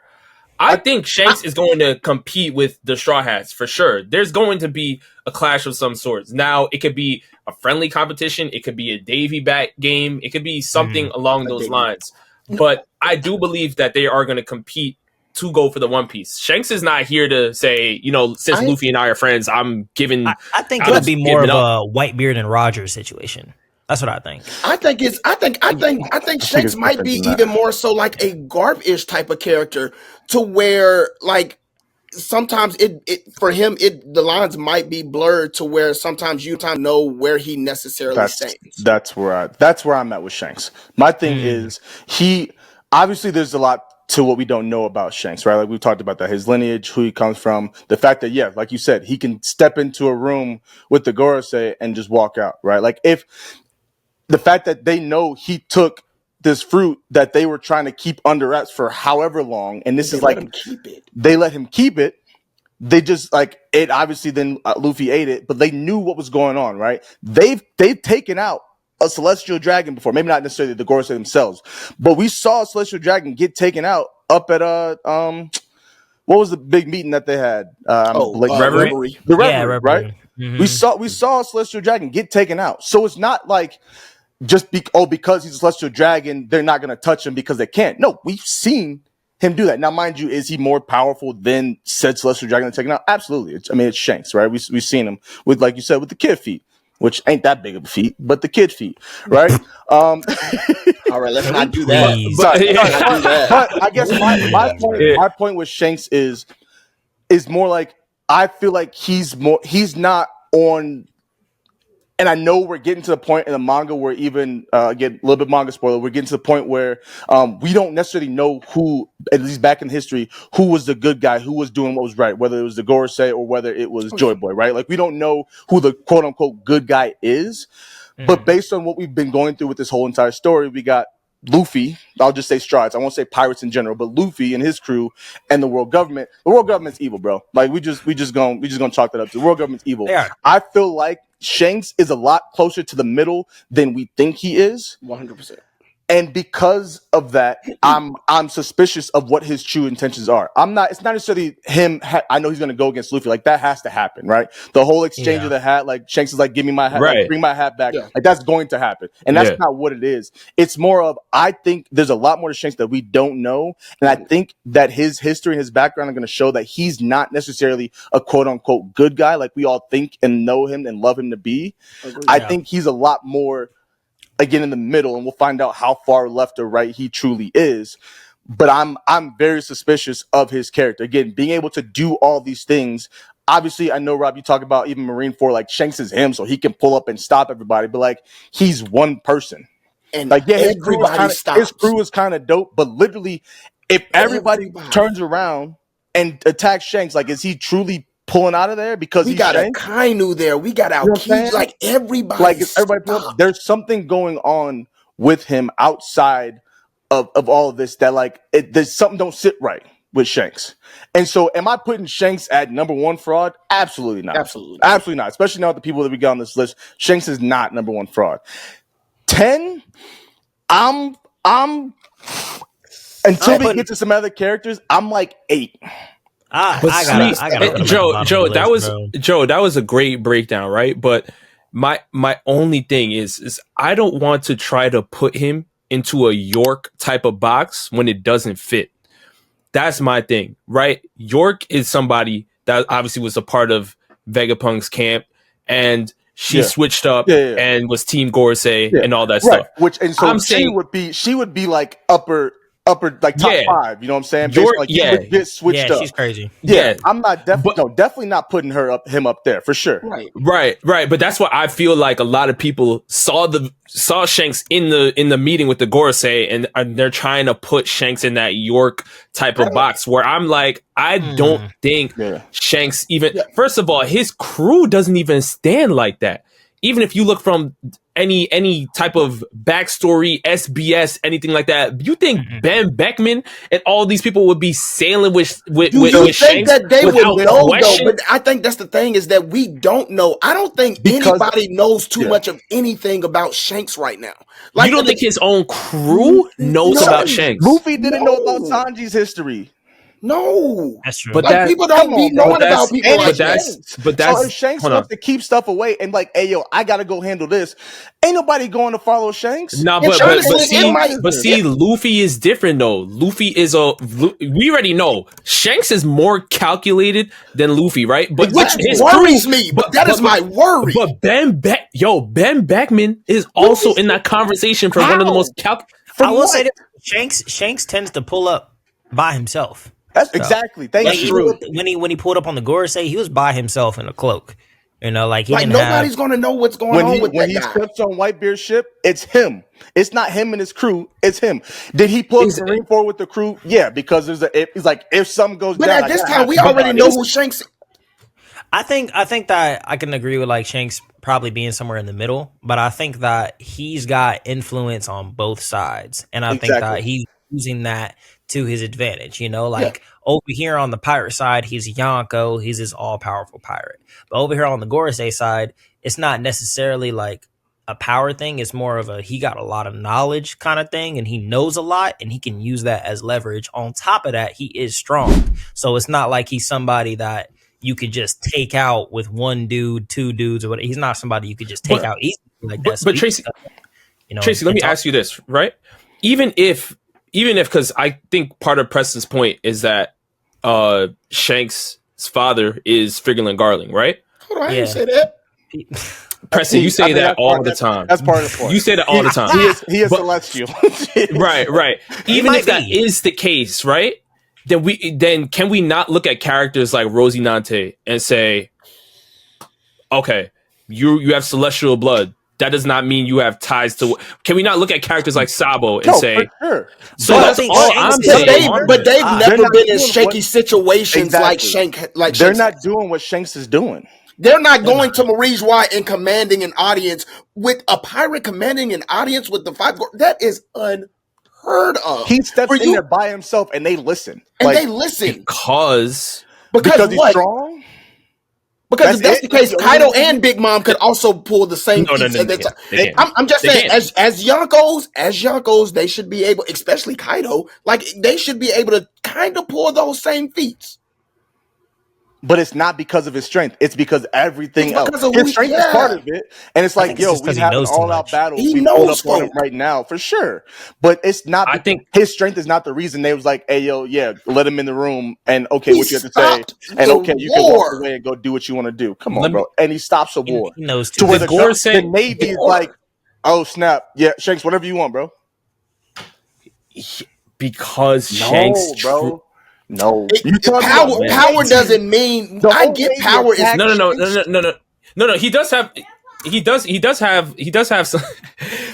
have some political power behind him, right? But I do think it's some, right? Because I could see him having Garling as that whole family bloodline celestial background. I could see that being a thing.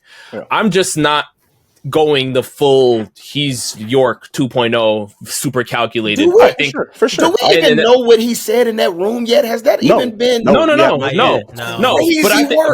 But we don't know what pirate he was talking about. We just know that he said he wanted to discuss a certain pirate. Yeah, people think it's Blackbeard. People think it's Blackbeard. Luffy or Blackbeard. Yeah, it's Luffy or Blackbeard. Yeah, the crazy, and that is what I stand on when I say ideologies. I think that Shanks is more so like a person of order, and I think Luffy disrupts that order very much so. So if he went to the Gorosei, it's like, hey yo, like we might have to check Luffy, like Dude wants to be free, and he already has. Wouldn't he be at Egghead? This is the perfect opportunity for him to flip. No. Because that's all I'm saying. Because one, I don't think that we're in the story yet to get there. Number one, because if that's the case, there should be a couple of people that have pulled up at Egghead, and we haven't seen a couple of people there. I just don't think we're there in the story. As Shanks is on Elbeth. Right, he's like, let's go get. He's like, all right, it's time to go get the One Piece. Like, it's time to go handle this and finish this out. Right, so he's not. Yeah. Luffy ain't there yet. So he's like, forget Luffy. Let me go get what I need to get, and then if I gotta handle Luffy, I'll handle Luffy. But I do believe like that discussion was about Luffy 100%. Well, look, in terms of this list, I still think that Shanks is at the bottom. Me too. Just looking at the list, 7 or 8 for me. Looking at.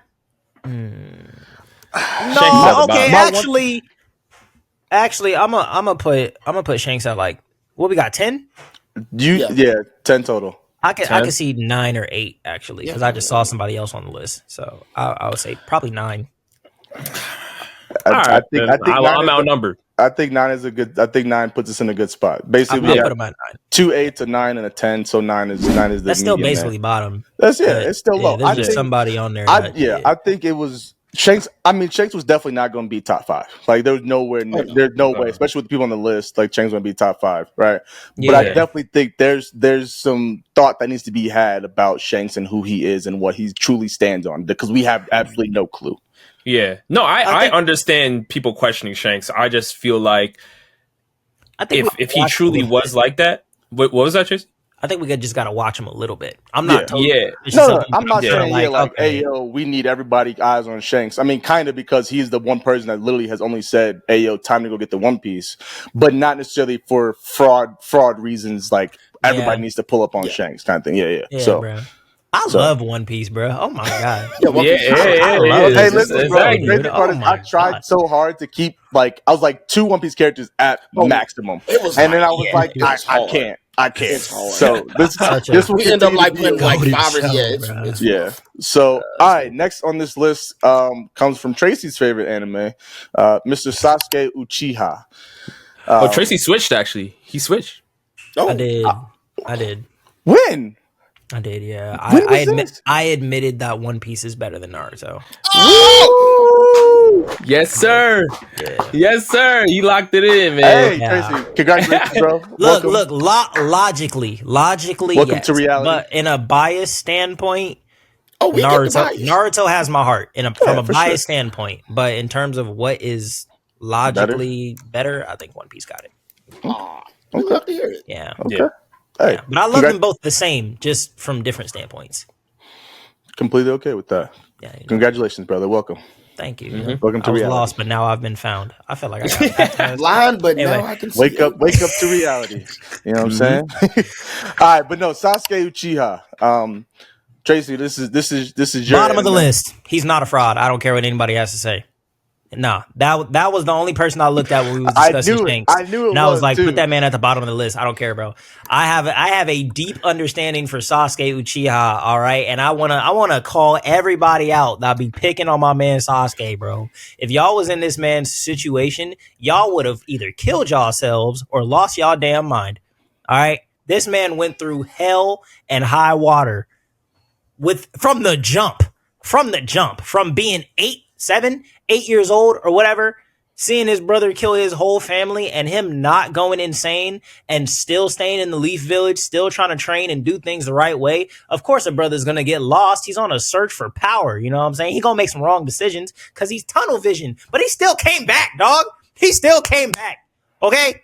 After he accomplished his goal. Yeah. He, you know what I'm saying? He dealing with grief. You know what I'm saying? He went over there and pulled up at the 5 Kage summit. That was stupid. That was dumb.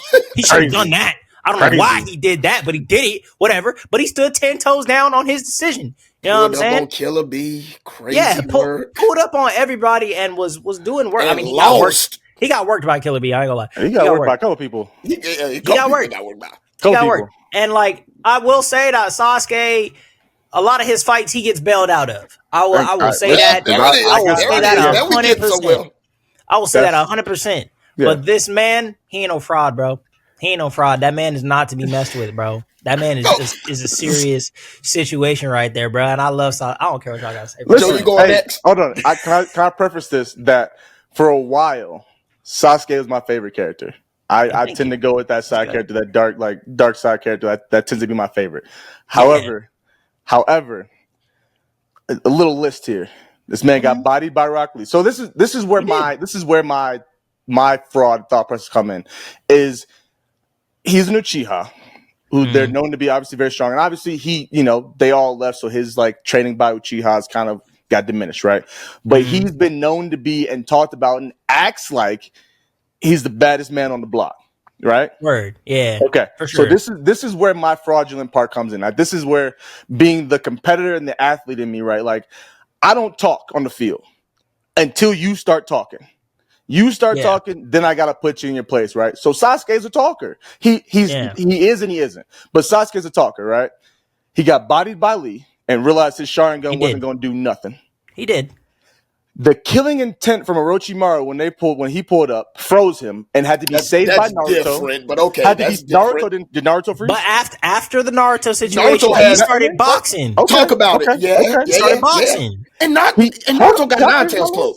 I'm just saying, man. Was the Nine-Tails cloak out when he stopped the Orochimaru snake? No, it wasn't. I mean, I think that has something to do. Yeah, I think that has something to do with it. But okay. He copied and stole from Rock Lee, the dude he got bodied by, to even keep up with Gaara, and he still lost. I mean, he didn't lose to Gaara. He got saved by Naruto. That's what I said. That's what I said. That's what I said. We need some clarifications on this, bro. Okay, because Gaara had to flee the scene in order to get away from Sasuke, so that he can go to figure his situation out, and then strategic. Really, Joe? No, he got bailed out by Kankuro and Tamari. Okay, because they came over there and they said, "Hey, Gaara, we gotta go, bro. You finna die." Basically, he was finna die. Okay. If we keeping it a stack, okay. Sasuke was in there doing the work. If we was keeping it a stack from Orochimaru, whatever. Like he was, no, but Orochimaru that's different. Like you're not gonna sit there here and hold a loss for Orochimaru. Look, okay, maybe I should retract my statement, because if we're going based off of like this, I was going more so based off of like how much I like Sasuke. I had that coming too. That card's coming too. Basically, and then I had obviously one of my favorite moments of humbling Sasuke is the Chidori versus Rasengan moment where he was like, I'm the big bad wolf. Let me walk off. Yeah, you was gonna die. And then oh snap, I was gonna die, right? Yeah. And then I know you talked about he's going through the grief. He left, accomplished mission, and came back and realized he was tripping, right? Yeah. How do you call someone a friend that you stuck your whole hand through their chest and tried to kill them, bro? Bro, this man's the whole show was about get Sasuke back. This is my friend. Is that a fraudulent thing, though? You gotta understand, you said bro. Yourself, if you gonna be about it, right? You're right, because I got one person. You're right. If you gonna be about it, be about it. He wasn't about it. That's all I'm saying. Look, so yes, but he was being manipulated, and I love Itachi. Don't get me wrong, bro. That's like my favorite character.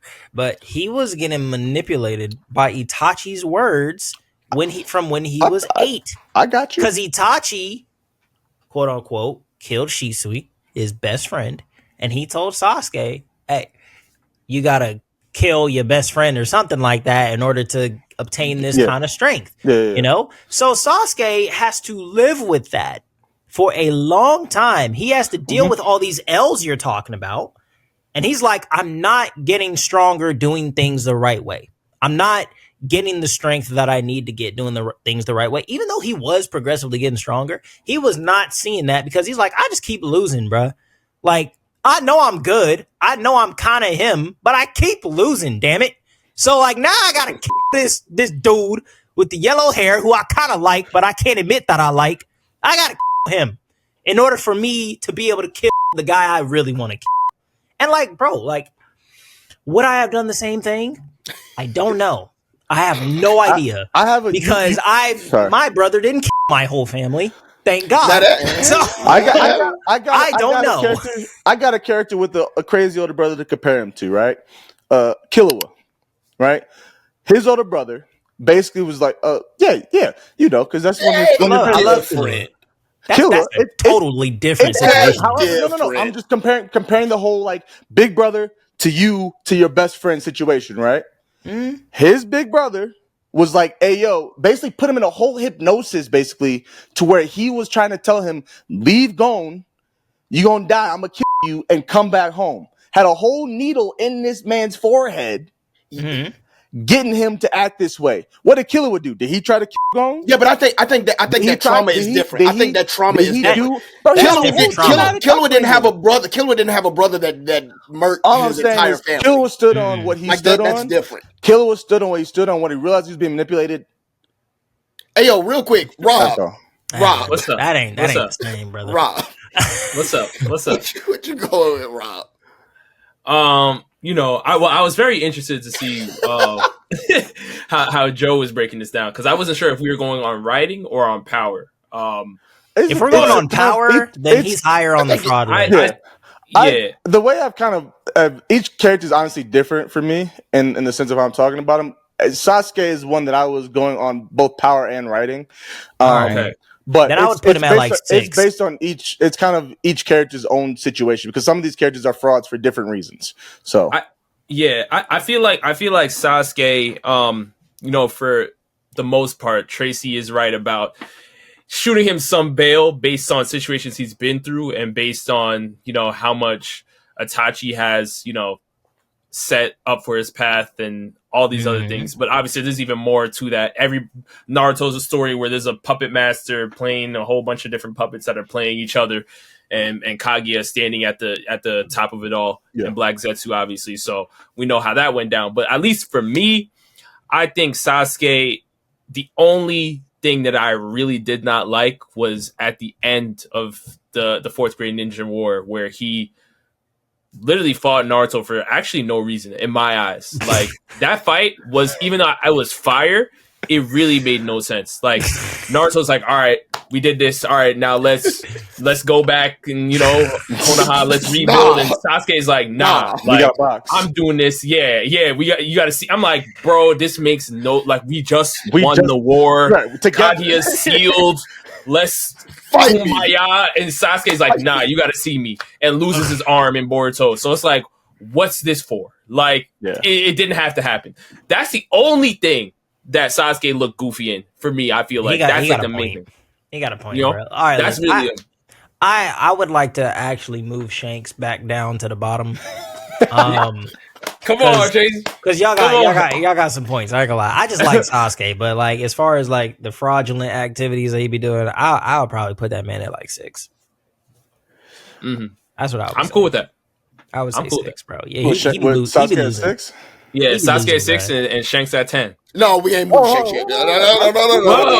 That's true. In a majority vote. I do think Shanks should be at 10 now. Looking at the list, I don't see anybody that is. Well, when we get there, if you need to knock him down, keep him at 9 for now. Keep him at 9. When we get there, we here. Why are we supposed to get?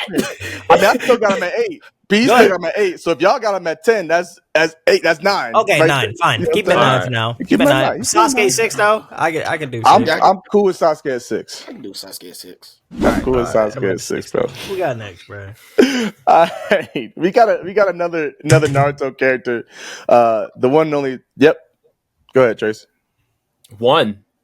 Oh, hold on. Let me look at the list. I thought he was saying he needed a minute. Nah, he was saying 1. Let me look at the list. Hold on. The third Hokage. 1. The third Hokage at 1. Whoo! Damn. He top 3. He definitely up there. I give him top 4. He's number 1, bro. Yeah. Talk about it then, Tracy. That man is stupid, bro. That's my least favorite Hokage, bro. That man is trash. Wait, no, stop. Donzo. Oh, but Toby Rama? Okay. Donzo. Donzo doesn't really count as a Hokage. He was like a substitute Hokage, you know what I'm saying? Like, he ain't a teacher. He's a substitute teacher that you call in every now and then when you just need somebody to fill in. You know, that's Donzo. That was him. You know, they just needed to fill in. Yeah. Kakashi's the real 6 Hokage. But, yeah, the third Hokage, bro, that man's trash, bro. He had one job and he couldn't do it. His one job was to take care of Naruto. That was the fourth Hokage's final wish, bro. Just look after my freaking not only him, but his wife too. He literally took Naruto from his wife and said, "I will take care of him." Bro, they said, "I want my son to be looked at as a hero." Mans was not looked at as a hero until he was 16 years old, and he had to fight for his damn life to get that title, bro. As if it wasn't enough to put a whole 100-foot fox in a baby. And that don't make you a hero enough, bruh. Yeah, and then on top of that, I mean, he did let Danzo kind of run amok. Like he's a fraud Hokage too. Come on, let Danzo run everything. And that's where I was gonna go. I was gonna say Danzo, because a lot of people are forgetting Danzo was the main reason why Saratobi even had those many issues in the first place, because he still had to clear things with the council of Konoha before things were even happening. And but even does he not have power over like veto power basically as the Hokage? Is it a majority vote? Or is it? No, you saw the elders. They had meetings. You know what I mean? They had meetings. So I think Tsunade had some trouble with the elders. You know, Tsunade had some trouble. I can give Hiruzen some bail on his troubles with that, but what I can't give him bail on is letting Naruto drink expired milk, bro. I can't do that. Yeah, absolutely. But I can't do that, bro. That's crazy, dude.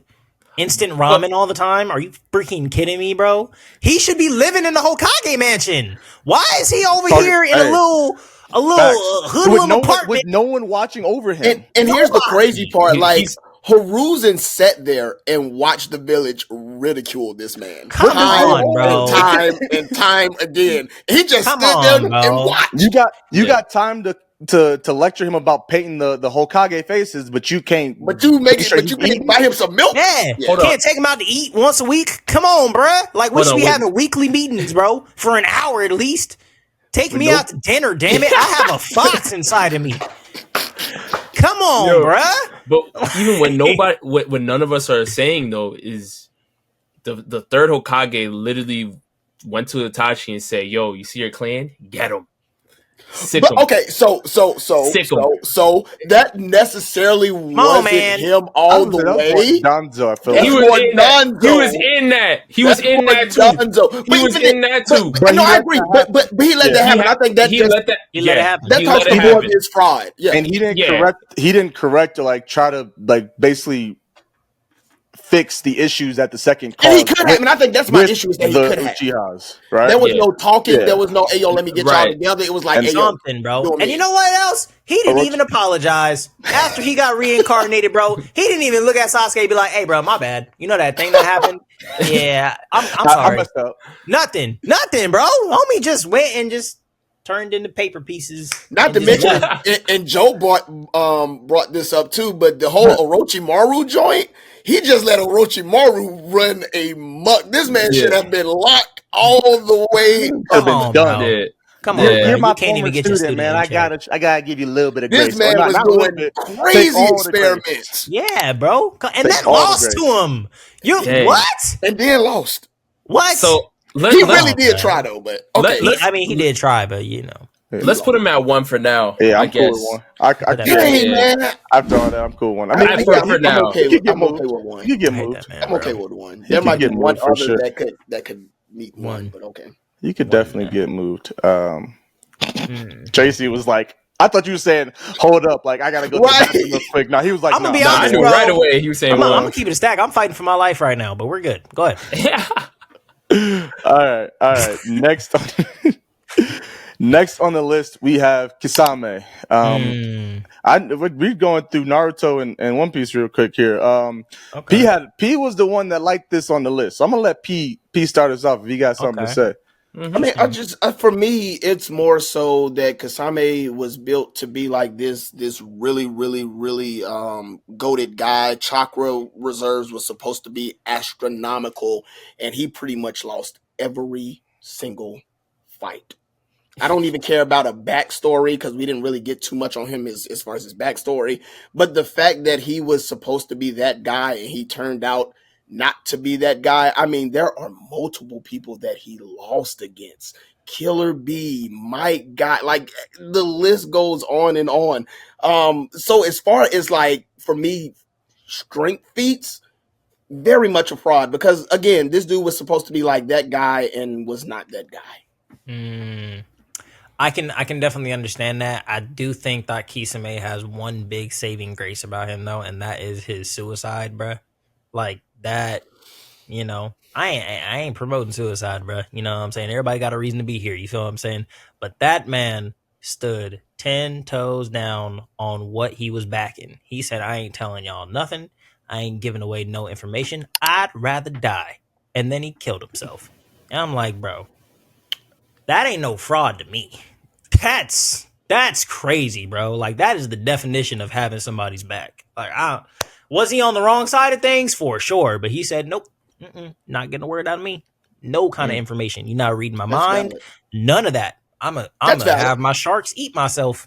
And that's crazy, bro. And that looked like it hurt. That ain't no swift death either. That's a nice little torturous one. That's bro. I do think he should be somewhere at the bottom just because of that, bro. To be honest, I don't think he got to be at the very bottom, but I would put him at like 8. 7? Okay. I can see 7. I can see that. I can agree to 7. Rob, what you got? Rob was trying to get us to put him at 9. I know he was. I know. No, I'm just trying to figure out how based on what Preston was saying. I mean, it sounds like there's more evidence against Kisame than Shanks, but. You know, we can put him at 7 if that's what it is. You know? Okay. All right. Or so whatever. we got third. we got third at 1, Sasuke at 6, Kisame at 7, and Shanks at 9. Kisame is gonna get lower on this list. I'm gonna just let y'all know that he is. He probably will. I'm sure he will. All right. Well, we got someone who I think should be at the very, very top of this list coming up next, and that is the one and only Akianu. Okay. Yes. Oh, okay. Oh, okay. We got Rob. Okay, Rob. Okay, we agree. Yes. Okay. Yes. This man is he hasn't done anything. No, he punched a hole through Ace, which now you did something. We saw you do something. But since then, after you got the title of Big Bad Wolf, head honcho, you've been standing there doing nothing and just letting everybody else do something while you complaining about what they're doing, right? You want something done, do it yourself. And you ain't done it. And which I get that he probably can't do it because of like the powers that be. But on the same flip, dude has not, like, we've only seen 2 major feats from him. And that's one, him putting a hole through Ace and him fighting Aokiji. Like, those are pretty much the only 2 feats that I can remember we've seen. Tracy got one of them holes in Whitebeard came from that man. That man put a hole through Whitebeard, was boxing with Whitebeard. He was kind of whooping Whitebeard too. Rob didn't like that. He was kind of whooping Whitebeard, bro, until Ace died. Then Tracy. Whitebeard said, "Nah, I'm finna put you through the planet, bro." Okay, but he still didn't die. This was a battered and bruised Whitebeard, old sick Whitebeard. That's a look. Wait a minute. But he took a full force attack from Whitebeard and didn't die. Came back and said, "I'm still ready to go." Whitebeard didn't finish him off. Tracy, you got to remember, Blackbeard and his whole crew literally pulled up on Whitebeard with 1 HP because Akainu couldn't even finish the job. Like, Whitebeard in his old and sick days. You attacked the wrong person. Listen.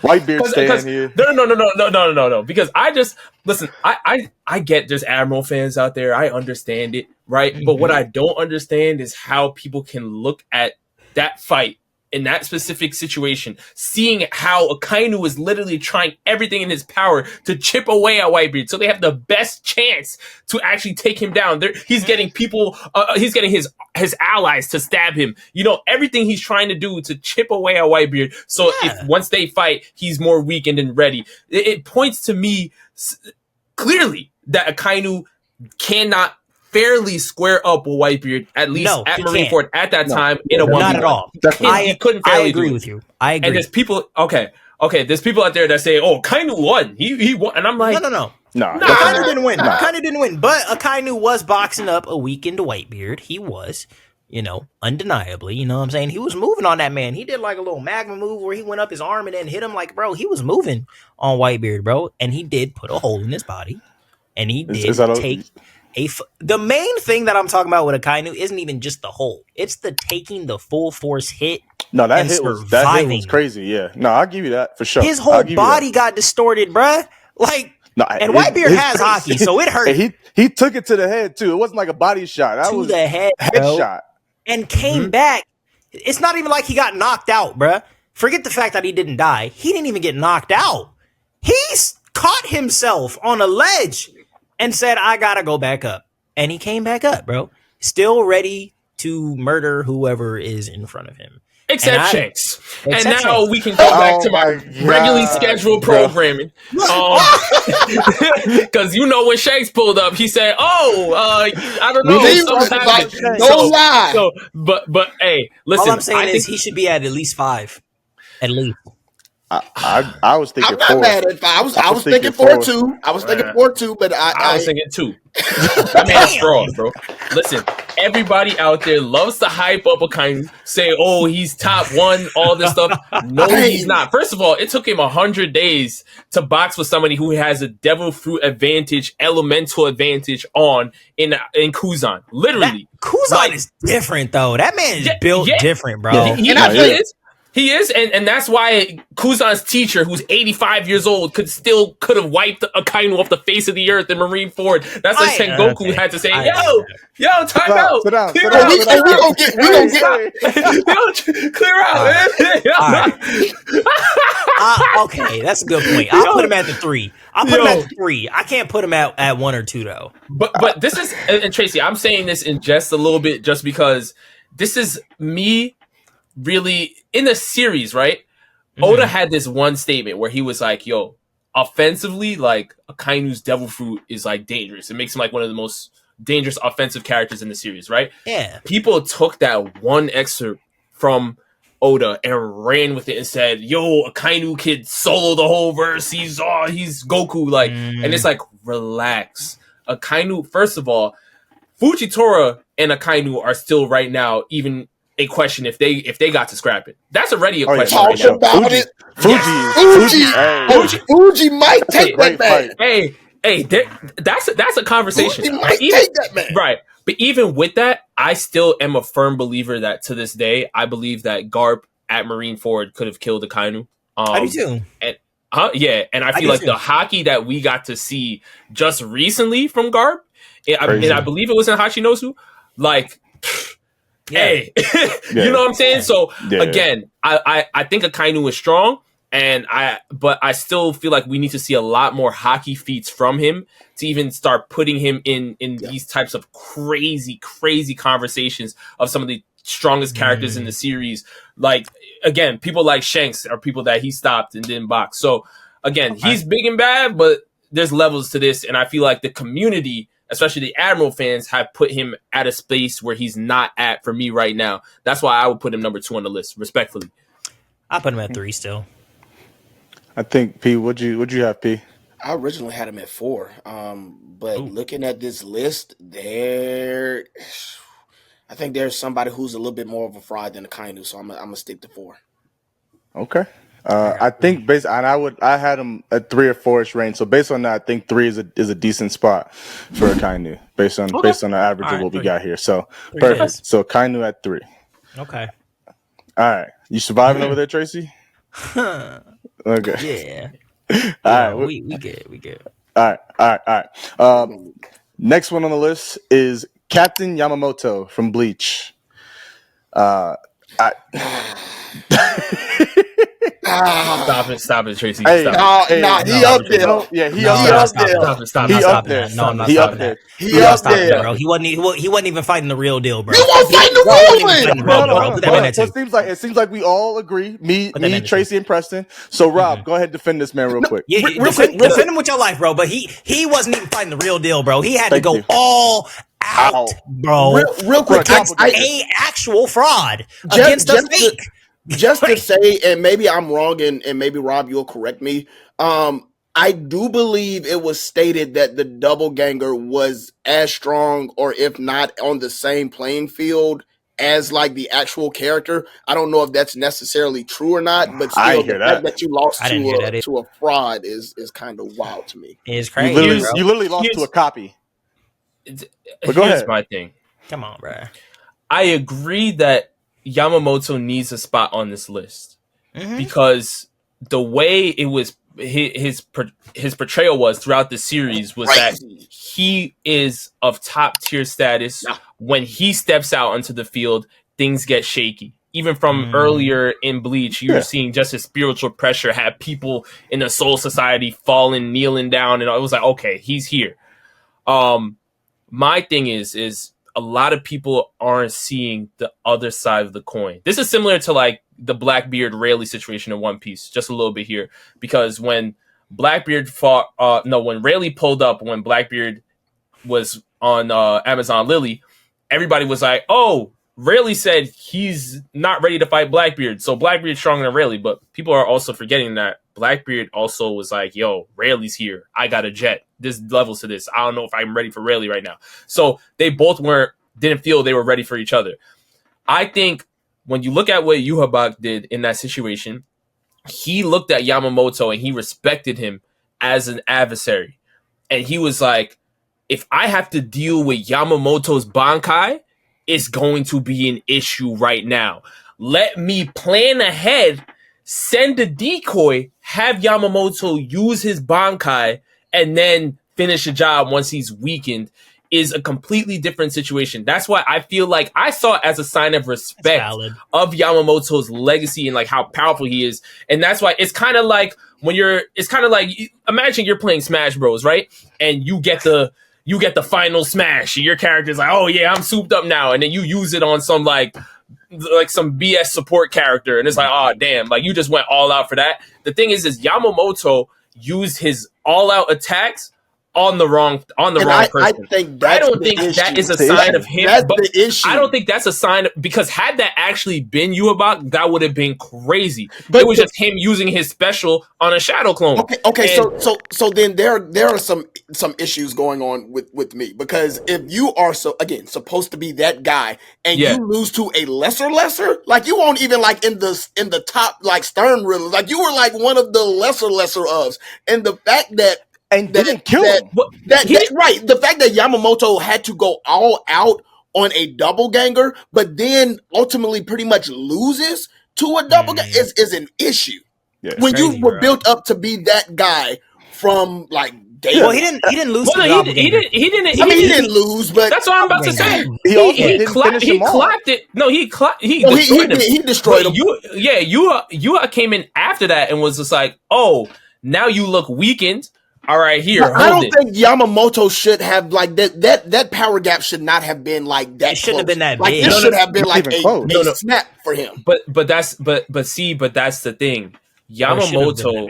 Yamamoto was, because remember, this is the 1,000-year blood war. There's history between these two, right? Yeah. Yamamoto saw a character that looked exactly like the Quincy King of old and was like, okay, I'm going all out. Like he saw red, you know? He was like, look what you're doing to the Soul Society.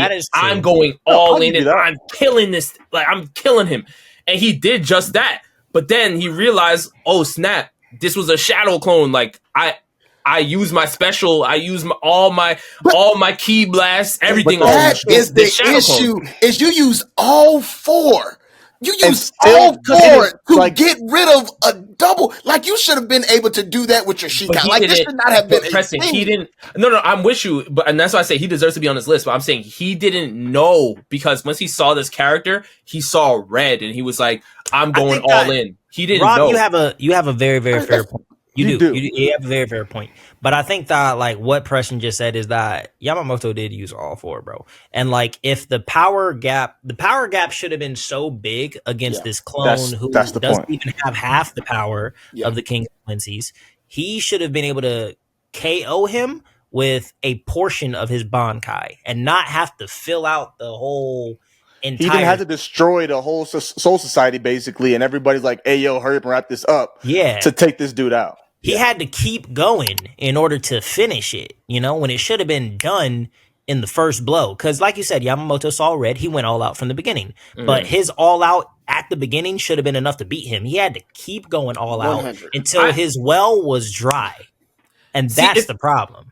Yeah. I guess the way I saw it, and I understand what you're saying, Tracy. I guess the way I saw it was that it's like, imagine Goku using a super spirit bomb to like kill a Cyberman. Like, you know, like he was just like, yo, I'm destroyed everything. Like, he just but it wasn't all out. He had 4 go-rounds. He had a Shikai and Bankai and all 4. Bankai it'd be like if he went, okay, Kaioken, okay, now Super Saiyan 1, okay, now Super Saiyan 3, okay, right. now You Ultra went through Instinct. your whole You should have been done before you got to Ultra Instinct, bro. But also, even if you use like the Spirit Bomb example, like if it was Spirit Bomb, then that Spirit Bomb should have just killed him from the jump. It shouldn't have had to been like a Kid Buu Spirit Bomb where he had to do an extra push on it. Yeah. You know what I'm saying? Like it should have just been, all right, all out Spirit Bomb done.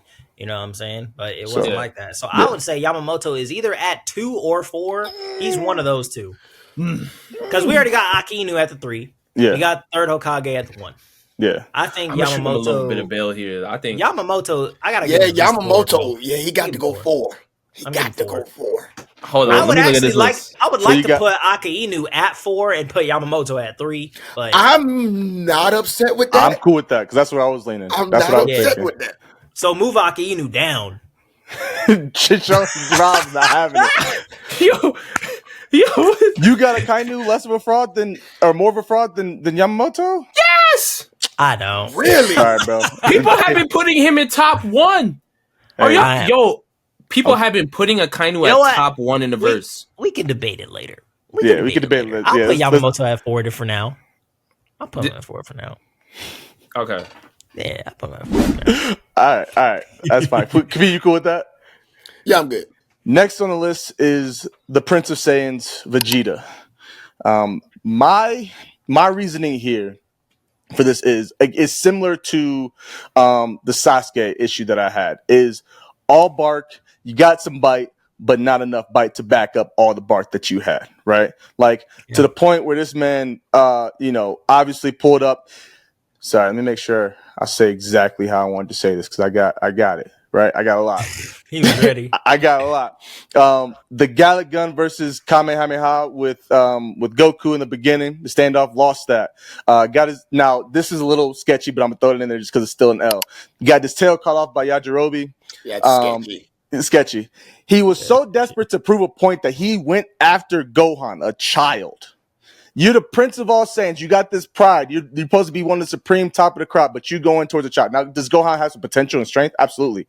But he's still a child that's not doing anything, right? Yeah. He got taken out by Gohan and Krillin at one point. Krillin put a hole through this man's chest. Rikum had this man in the ground and called him a vegetable. Yeah, Raccoon was different. He called him a vegetable.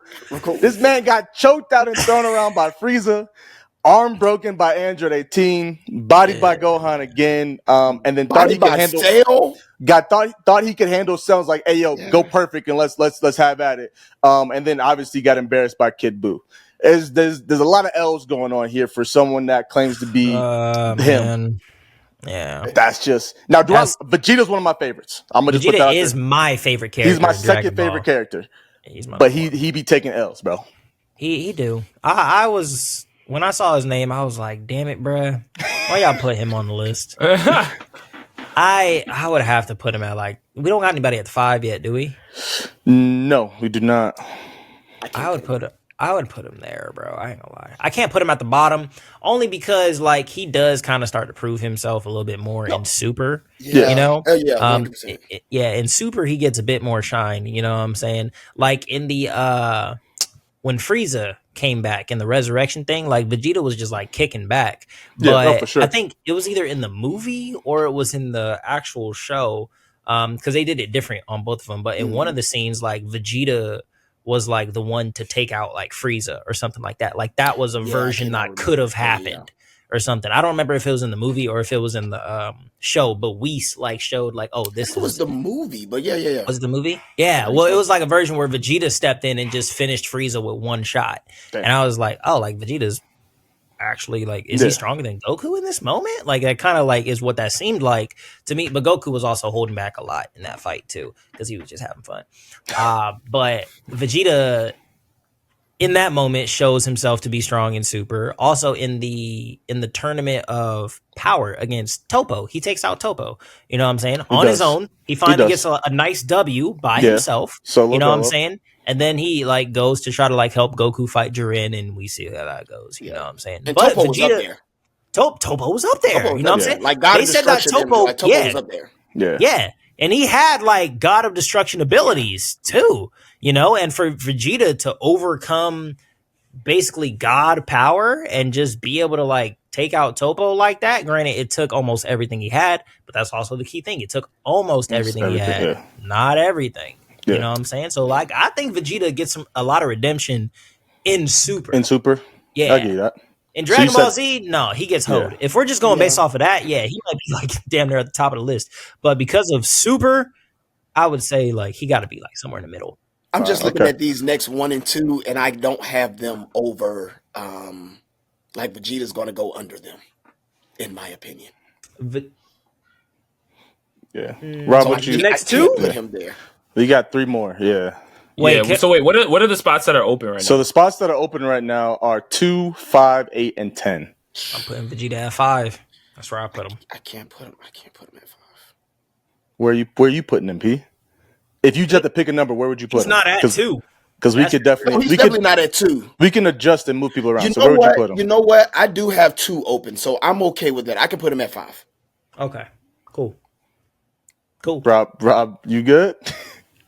I'm thinking because initially, right, my thought process was alongside Tracy when we first started talking about it, right? Yeah. And that's in Super, he redeemed himself, and also, you know, he also had that moment where he was appreciating Kakarot's greatness, right? Yeah, shall I say? But I believe the moment during the Majin Buu arc has to not only be spoken about, but it needs to be highlighted, even at a greater scale. I think, you know, you got to understand, this man is the reason why Majin Buu got revived in the first place. For sure. Goku many times during their battle was trying to warn him, hey, look, you sense it too. You know, Majin Buu is coming back. I think we should stop right now. And Vegeta said, nope. And then when Goku and Vegeta had a chance to actually do it, he pump faked Goku, pretended to act like he was going to go and team up together with him, knocked him out, and said, oh, I got this. Blew himself up like Pedro and didn't even finish Majin Buu off. If that is not one of the most craziest... Listen, I get you want to rival Goku, but you're the reason why Earth is blown up and now we're boxing on Supreme Kai's planet. I'm crazy. Just being... That to me is wild. And that's all just because you wanted to fight Goku. You know what I mean? It came at the cost of the entire Earth. Yeah. So, like, for where me... would you put him? that might have to be a 2, man. I don't know. That might. I mean, that's rough. I almost get what Rob is saying, because he's put the world in danger, like not only once but twice with Cell, when he was like, "Hey, yo, go ahead, like do what you got to do," and then you got bodied. Like you put the world in jeopardy on more than one occasion. Yeah. So that's rough. I agree. There's another person on this list. That's my only thing.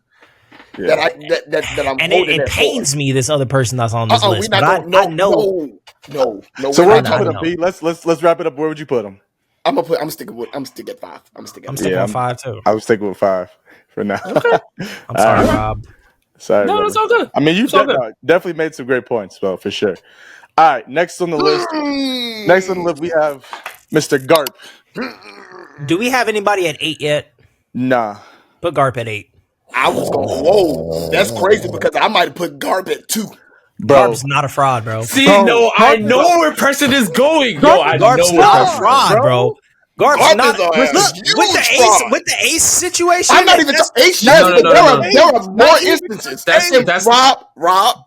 That's not where he's going, Tracy. That's not where he's going. Where are you going? Please tell me where you're going. I'm going God Valley. God Valley. I knew it. Why? Yeah.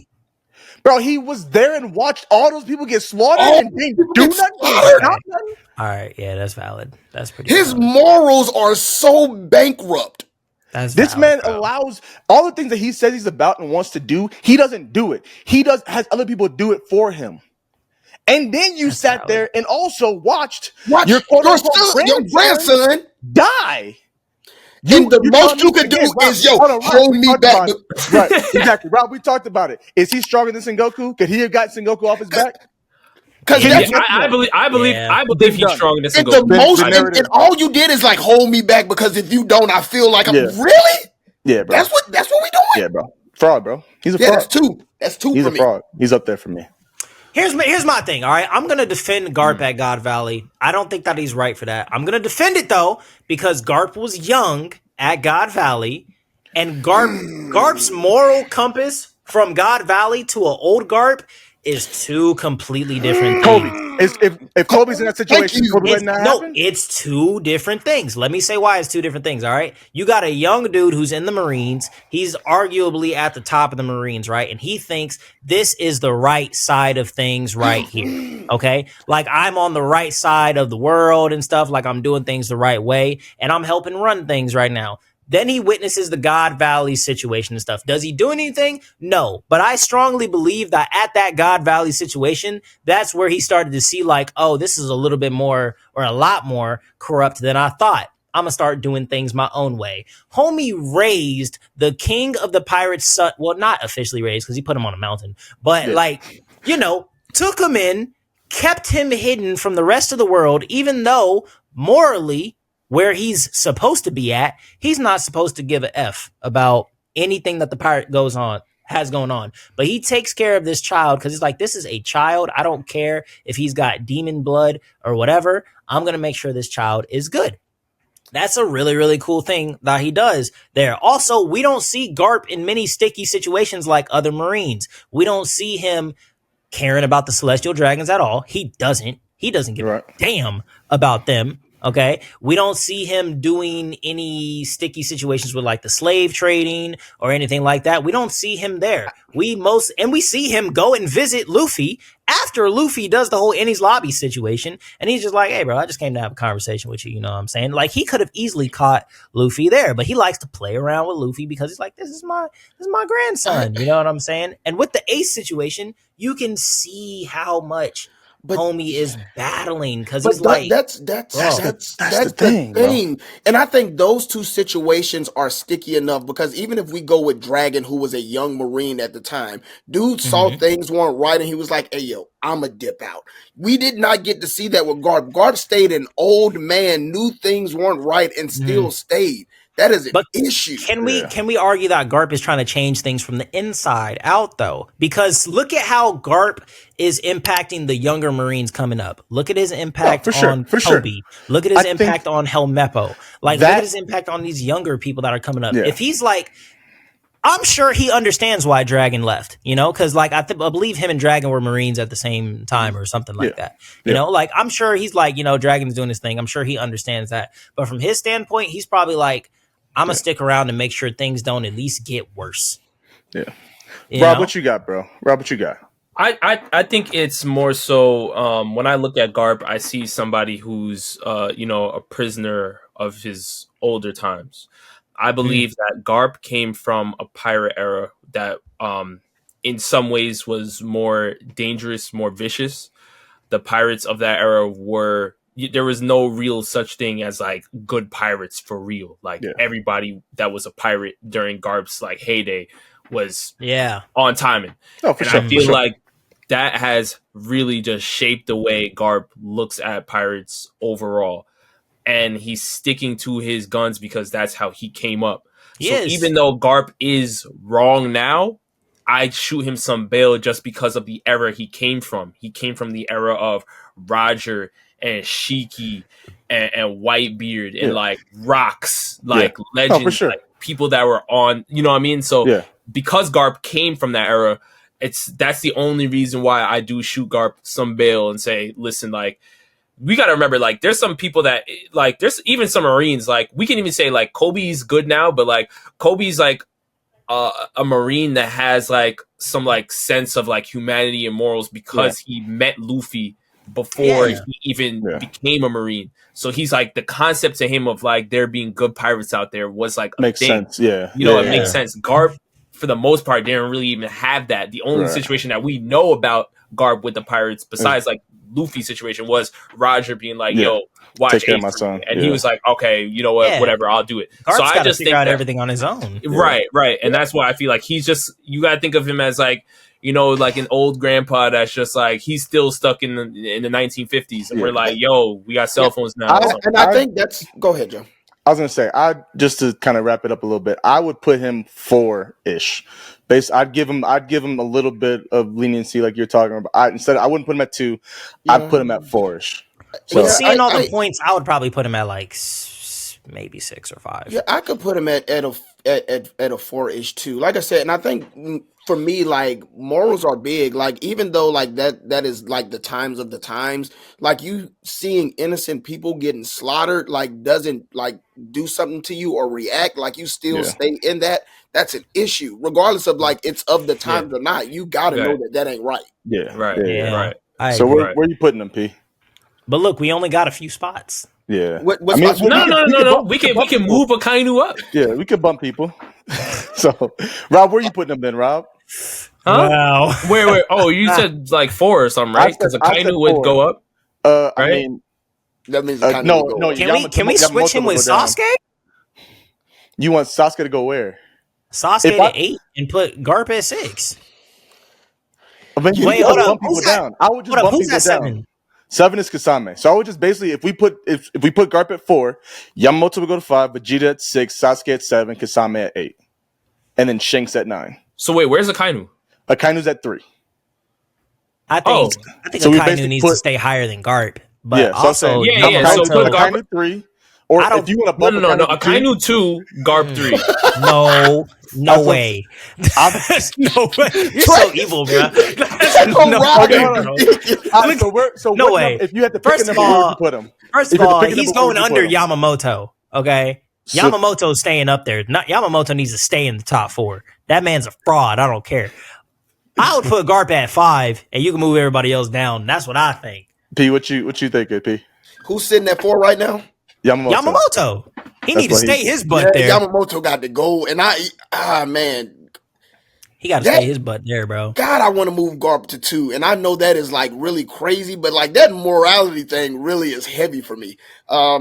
Actually, you know what?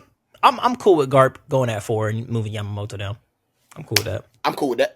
All right, I wanted him at 4 too. So, Rob, we'll hear you. Where would you put him, Rob? But I mean, you kind of already lost. Rob want to put him above Akainu. No. I want Akainu to go to 2. Oh, and you want Garp? Yeah. Oh, but that means if Akainu goes to 2, that means okay. Let's do that. Yeah. Let's do that. Okay. Akainu 2, Garp 3. 2, Garp 3. Yeah. Yep. Sound good to me. All right, but we got another person next though. Yep, and that's why take all them hot spots. I'm cool with it. Kainu. So we should have third Hokage, Kainu, Garp, Yamamoto. Oh yeah, we can make some room. We can make some room. Yeah. We can make some room. Let's go on. Let's go on to the next one. We still have 10 open, right? We still got 8 and 10 are open. So we have a problem because we ain't got no problem. We do got a problem. No, we'll see. We'll make room. We'll make room for anything. Yeah. He wants to move Shanks down anywhere. All right. Next we have Captain Kidd, which is why I don't like how this list was going. Exactly. No. There's no way Kidd is at 8, bro. No, that man Kidd is losing, bro. That man Kidd is. Kidd needs to go towards the top of this list, bro. I like Kidd too. That's the thing. I want to see. I don't think Kidd is as weak as he's being played out to be. Agreed. But I think the people that he is fighting, he should not be fighting. Agreed. But he 100%. Does it to himself. That's the issue. He does. This is the I'm big bad wolf, and then I get humbled kind of thing. You know what I'm saying? I agree. I think Kidd need to just like realize that he's more warlord level, you know? Like I think he's stronger than that. I just again, like you say, he goes up against some dudes that he just has no business going up against. Warlord, he's definitely stronger than Warlords. I just think that his bounty's the same as Luffy's. Come on, bro. No, that shouldn't exist. Yeah. Well, honestly, he did take down a Yonko with the help of law. Okay. With the help of law. See that's my thing, bro. Like law was kind of the driving force. Thank you. Not true. No, Law did at worst. I'll give you Law did 70, Kid did 30. That's at worst. Crazy work, but okay. That's not, bro. I know we are stacked on time, so I won't go in. Preston, Rob, what you got to say real quick, Rob? Rob, don't ask me no questions, man. What you got for me, Rob? Captain Kidd is a fellow Conquerors hockey. Sorry, Eustace Captain yes.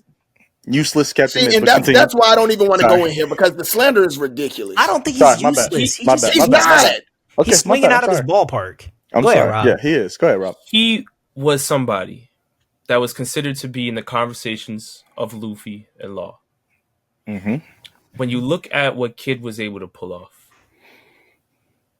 he lost his arm to somebody that wasn't even Shanks. Then he says, okay, you know what? I'm going to spin back on Shanks. Shanks says, no, don't do it. Please. Please, clear out. And Captain Kid says, nah, bro, I got this. And literally, one hit KO plus collateral damage to the crew. The whole crew. Mind you, I didn't even talk about how Captain Kid ended up in Udon prison because Kaido fell out the sky. It cleared the whole camp. Captain Kid is somebody. That ain't his. Yes, Preston, it is. I think. Look, I get it. I like Kid. I'm a Kid fan. Okay, but we gotta accept reality here, bro. Thank you. Man, I love that I have to say much. That's all I'm saying. I love the reality is, bro. This man, Kid don't know what he's doing, bro. He's just doing it. He just out here being reckless. And the only reason his bounty is that high is because he's a true pirate. He does like real legitimate pirate things. He's a menace. That's why his bounty was the highest at Saba Odi Archipelago. I agree. He had the highest bounty, which is because he's but crazy. He's still not as weak as because I think that's more so like I agree. Like Fraud, like he's very Vegeta-esque to where like he runs his mouth, he runs up on the wrong person and he gets done. I agree with that 100%. What I don't agree with is like people calling him or people saying he's weak as what he is. But Fraud, he should be stronger. He's not weak by any means. He should be way stronger. And did he do a lot of work with Law? Yes, he did a lot of the work. Law did a lot of the heavy lifting though. Law was the one applying how do I say it like this? Law's not a big damage dealer, right? But he debuffs the hell out of you. He will debuff you quickly. You know what I'm saying? If you ever play those games where you got to make like a team and stuff, and you got to have like a team something like that. You the support character. Yeah, and you got like your main DPS, you got your sub DPS, and you got your buffer. Smiling, man. Or you know what I'm saying? Law is a support most times. Law should be like a support character. Law, that's the one thing. That's the one thing about Law that's his downfall is that like he's not big on damage, but over time, you're gonna fall. If he's able to like hit you with everything that he can hit you with, you're gonna fall. Yeah. And Law was putting in work on Big Mom. He was weakening her, silencing her, like all of this stuff, basically making her immobile so that Kid can continue to do damage to her. And Kid kept doing blast after blast after blast after blast. It took so many hits for this man Kid to finally not even knock her out. Just get her off the island. Penter. Anyway, so where do we want to put let's go. Where do we want to put this man? Where we at right now? We got 8 and 10 left. But who's at 4? Yamamoto. So Garp 3, Yamamoto 4, Vegeta 5, Sasuke 6, Kisame at 7. I would put Kid under Yamamoto. I would put him at 5. I'll put him at 5. I would say I can move Vegeta down. Yeah, I would put him at. Wait, right there, hold up, bro. I think Vegeta's more of a fraud than Kid needs to be higher than Garp, bro. Thank you. Thank you. So Kid at 3. Kid at 3. I'm trying my hardest. Kid 3, Garp 4, Yamamoto 5, Vegeta. Kid at 3 for sure. Thank you. Especially the way he acts and carries himself, as if he's him. 1,000%. Yeah, you know what I'm saying. Yeah. All right, this one. Yeah, no, for sure. All right, this one was more. This was a me thing. I'm not even gonna lie. This last character, more of a me thing, and there's not much to it, but it drove me insane. And me and P have argued this many a times. So we're gonna go with Eren. And for me, my biggest issue with Eren and my most fraud issue with Eren is his love for Mikasa. That is where I'm coming as far as a fraud. This entire show. The however many years it took for us to finally get to this crucial ending, there's one moment in the entire series before his confession at the end that we see Eren show any affection for Mikasa, and that's with the scarf. That's it. He saves her life. He puts a scarf around her. That's it. Every other moment, he's telling her off. Leave me alone. Don't bother me. Why you doing this? Headbutts her. All this other stuff. Go do that over there. Oh, let me manipulate you real quick too and be a jerk, which I get was part of his whole little plan, right? Yeah, but the way he did it was OD. This man is a fraud in that regard, okay? I know it won't put him very high on the list, but I just want him to be acknowledged as a fraud in this situation for his affection, because he went from all that I just said to, I don't want her to be with anybody else, bro. Don't end up with Jean. I want her to be... Bro, come on, bro. So but that's why. Like this, man. There's that. Eren is the most fraud, not fraud person ever. Okay. His whole character is built on him being a fraud. He has to be a fraud the whole series. Literally. Which just shows how genuine of a human being he is. And I know that sounds mad twisted and like I've been gaslit or something by a master manipulator. But let me tell you something, bro. This man, Eren, is a master manipulator because he had to be for everybody else's best interest. And the main argument that kills me is that Eren went through, and people say this, Eren went through all of this just for war to come back. But if you look at the credit scenes, bro, how many years went by of peace? There was hundreds of years of peace. It's not 5 years, 10, because they went from basically huts, little cities, and stuff like that to blimps in the sky, airplanes, huge cities that look like this generation's Tokyo and Japan. Like that's flying vehicles. Hundreds of years of peace because of what Eren did. Not what anybody else did. For sure. So Eren did what he had to do for not just the person he loves, because people love to say, oh, Eren did all this for Mikasa. Eren did this for everybody, bro. Because everybody benefited from what Eren did. No, for sure. Everybody that lived. Everybody's crazy. Okay. The vast majority. You know what I'm saying? I'm not the vast majority. The minority. The vast minority. My only issue with which is why I call him a fraud, is that he did not finish the job.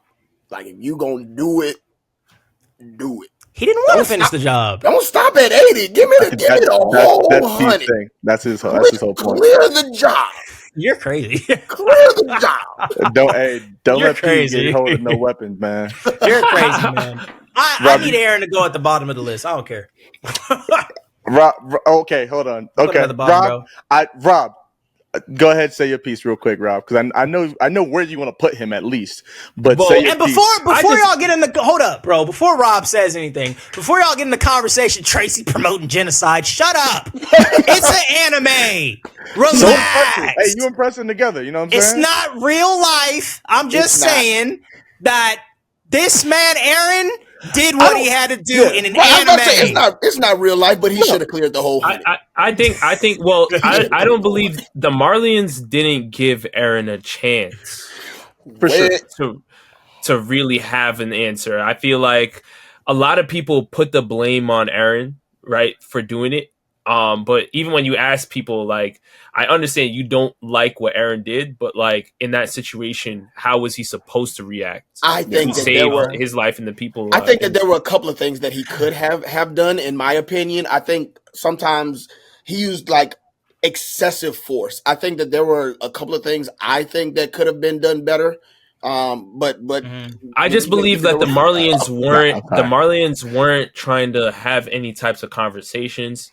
They weren't trying to listen to anybody. This is something that has been going on for years, and they already look at the Eldians as like tools. Like like they're not really. They don't view them as humans. At that point, when there's no respect, no conversation can be had. We tried to talk, it ain't working. If the talking's not working, it's like, and that's where I feel like, and that's where I feel like.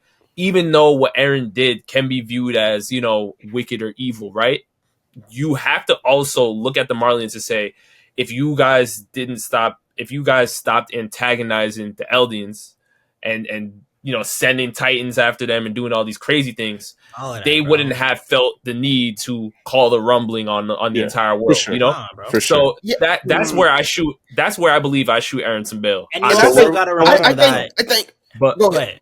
No, I'm going to say real quick. Yeah. I just think that, and that's one of the restraints that I feel like could have been had is like destroy Marley, but don't go for like the whole world. But like, if he destroyed Marley, the rest of the world's going to team up and get rid of him. But then try that out first, I think. Like, and I get it. Maybe he had the foreknowledge of like knowing that this was going to happen, but I just think that's what I was going to say. But I think jumping from 0 to 100 is like very drastic in my opinion without trying different approaches. And again, maybe he knew something that like we didn't at the time. But he did. He saw the future. He did. I think you also got to remember this too. Like he sees all outcomes, like you just said. He said, "I've seen this outcome 1,000 times. I know how it's going to end. No matter what I do, it's always going to end this way." Yeah. Let's say he went the way that you're saying, Preston. Try this out first. That's just going to prolong the suffering of everybody, including him, because he's already been going through years and years of knowing what is coming, what's going to happen. He's already dealing with all that suffering and having to carry basically the weight of the world on his shoulders. Because let's be real, he was carrying the weight of the world on his shoulders. So you want him to prolong it another 10 years? That's crazy. 10.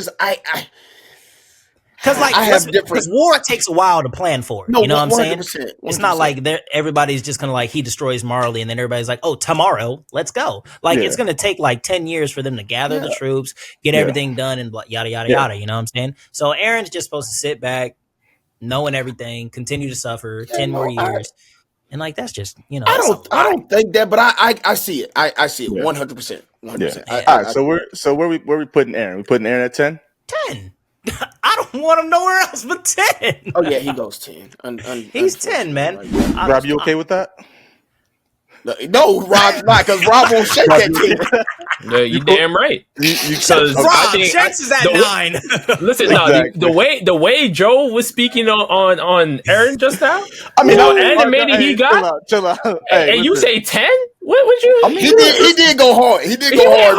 I almost saw a vein pop in his neck, and now all of a sudden, Eren's 10. I'm cool with 10, bro. I just wanted to make sure Eren was on the list. You know what I'm saying? Like he needs to be in the conversation of being a fraudulent man for his emotional control and his feelings. So I just had to. I do think that if he would have told Mikasa what he was doing from the beginning, I think that she still would have helped him out. Oh, 100%. I do think that 100%. For sure because she loved him. I think it would have been cool for them to have like a secret love going on, so that that can at least exist. But he just like, nah, I got to do this solo. But if it was secret, it was secret to everybody but Eren.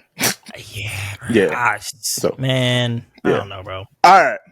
Could have had a secret love child or something, bro. Secret love. All right. So based on what we did through, we'll run through this list real quick, and then we'll get to our blind ranking and make it quick. Number 1, third Hokage, Akianu, Kid, Garp, Yamamoto, Vegeta, Sasuke, Kisame, Shanks, and then Eren. Crazy. I'm with it. That's good. I'm not mad at it. Yamamoto. I got my eye on Shanks now a little bit, Yeah, it's like 90% correct though. You're gonna get in trouble for this whole list. That's still A. You get in trouble for the whole list. I'm just letting y'all know that. No, for sure. I mean, we're gonna get in trouble regardless. It don't matter. All right, real quick, let's get this double blind ranking in. We're gonna actually do so instead of individuals, y'all are both going at the same time, and we'll see who does a better job. This is about to be fun. Really enjoy this. So basically, what we're gonna do is I'll explain. Basically, it's power systems or power basically abilities that you guys will be ranking, and it's based on use in real life, IRL usage. Oh, okay. All right. Okay. All right, you ready? I need my redemption. Let's go. So y'all both need some redemption. So here we go. Double blind ranking, IRL power edition. First power, Ultra Instinct. Is it 1 through 5? 1 through 5. Same normal, same blind ranking. Y'all each got your own 1 through 5. So Rob's got his own, Tracy's got his own, and we'll see. We'll just compare them at the end of the day. Rob, should we say it at the same time when we got it, like a 3, 2, 1 countdown? Yeah, that's all I'm about to say. We're not impacted by it. Yeah, if that's what you guys want to do so you don't influence each other, that's fine. I'm ready. Are you ready? All right. Yeah, I'm ready. All right, 3, 2, 1. 5. 4. All All right. 5 for Tracy, 4 for Rob. Mm-hmm. All right. Next one we have All for One. Okay, question. Yeah. That includes like how Deku's using it. Yeah, like, I can use all of them. So Deku's version of All for One. God. Wait, whoa. Sorry. Hold on. Because I was about to put that. I said it back right. No, am I tripping? Deku's is one for No, Deku's is one for all. Deku's is one for all. That's what I'm like.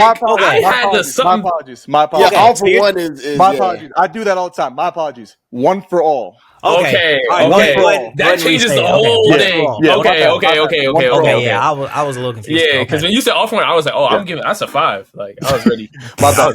One for all. One for all. Okay, wait. And that comes with that's what Tracy was asking earlier. Yeah, that comes with all the that's Deku's version of one for all. So that comes with everything. Real life? Real life. Okay. All right, I'm ready. You Rob, you good? Yeah. All right, here we go. 3, 2, 1. 3. 4. All right. 4 for Tracy, 3 for Rob. I'm just trying to think real life, man. I don't think I can use that. All right. Next one. The Ope Mi no Mi. Yeah. So laws devil fruit. Oh. I'm ready. All right. 3, 2, 1. 1, 2. That's 1. All right. 1 for Tracy, 2 for Rob. That's a W right there. Such a 5. What? I'm the best doctor in the world, bro. Dang, you know how much money I'm making, Yeah, bro? I would have. You know how much money I'm I did making? the best I could, Pete. Based on how this went, this was the only way I could do. All right. No, you could. No, we'll discuss later. Go ahead. Okay. All right. Next power is the Death Note. So how murderous are y'all? Y'all out here taking people out? Wait, I have. All right, I think I remember. Rob, you got 1 and 5 left. Tracy, you have 2 and 3 left. All right, that's pretty high up there, my boy. Word. 3. I'm scared for my number 2. Yeah. I ain't gonna lie. 3. I'm also scared for 3. All right, go ahead. All right, 3, 2, 1. 3. 5. All right. I really wish I would have had Death Note at 5 though, bro. I know I did. That was the one I was trying to get y'all to have up in the top 3. So, damn, I'm a killer. All right. So Rob's number 1 and Tracy's number 2 is instant transmission. Yes. That's Yes. You can that's the W pick right there. Oh, I would love to have instant transmission. You don't want instant transmission? I would much rather have the OP over instant transmission, bro. Real life? Oh, wow. Bro, yes. I mean, I think they both are up there. I think they should be 1 and 2. I think those two should definitely be 1 and 2. Sure. Instant transmission is W. Yeah. Just for like, bro, you could travel anywhere. You know what I'm saying? Like, anywhere. What? You ain't got to pay for a plane ticket, and you could take somebody. I would love that's crazy. Transmission. And you can bring people with you or your stuff with you. As a content creator. Oh yeah. Every con, I ain't paying for no more flights. I ain't paying for nothing. Yeah, that's definitely up there. But like, that's the money saver, bro. You know how much money I'm making. Oh no, for sure. Now that I'm pretty practically gonna be a billionaire, bro. Forget millionaire. I'm never be a millionaire on the football field. What you need to live, bro? You can make years. I was about to say you can make a killing off instant transmission. You ain't got to pay no plane tickets. I will take you wherever you need to go. Yes, to me, and that's true. I'll pull up to you and then take you where you want to go. Yeah. But also, I can live for an eternity. I don't know if I want to live for it. No, you got to pass it off to somebody. Do it on you. Yeah, you got to pass it for eternity, not you. Oh yeah, that's right. You could perform that on somebody else, but you can't do it on yourself. And then, isn't it? Yeah. So but you could do it on yourself. Oh yeah, that's right. Because that's what Doflamingo wanted Law to do. Yeah, that's what he wanted Law to do. I mean, I feel like I redeemed myself though. I'm good. No, that's pretty good. That was pretty good. Yeah. The Death Note at 3 though. The Death Note at 3 is a little shaky. That was my goal. Shaky. To try to get y'all in the top 3 with that's Death shaky. Note. That was so Joe and Preston, how y'all like my list? You did. You did. I mean, your list is solid. Your list is really solid. It's redeemable. Honestly, your list is exactly how I would have my list. If I got to pick 1 through 5, like if I just saw them, that's exactly how I would have it. Yeah. So, Rob, you did good, Rob. Be happy. I'll give you the W on that one. Good job, Rob. Yeah, Rob got thank the you. W on that. Thank you so much. You're welcome. You know what I'm saying? Hey, yo, fellas, I know we took way longer than we were supposed to. I appreciate y'all so much. P, you as well. I know you got to go, man. Fellas, thank you guys so much. Y'all that are still watching and listening, make sure you guys go check out both Tracy and Rob on all their links, all their socials, man. Come join the SHV Army. Go join Rob and Shonen Showdown Syndicate. You know what I'm saying? We'll be out there sweeping floors, whatever it is. That's crazy. And if you're still watching this here, man, make sure you guys go ahead and like the podcast, subscribe to the podcast, hit those notification bells. So anytime we got these boys on here, you know what I'm saying? Anybody else with different interviews, different topics at hand, man, that you guys don't miss out. Really appreciate you, fellas. Thank you all that are watching, and we'll see y'all next time. Peace. Peace, man.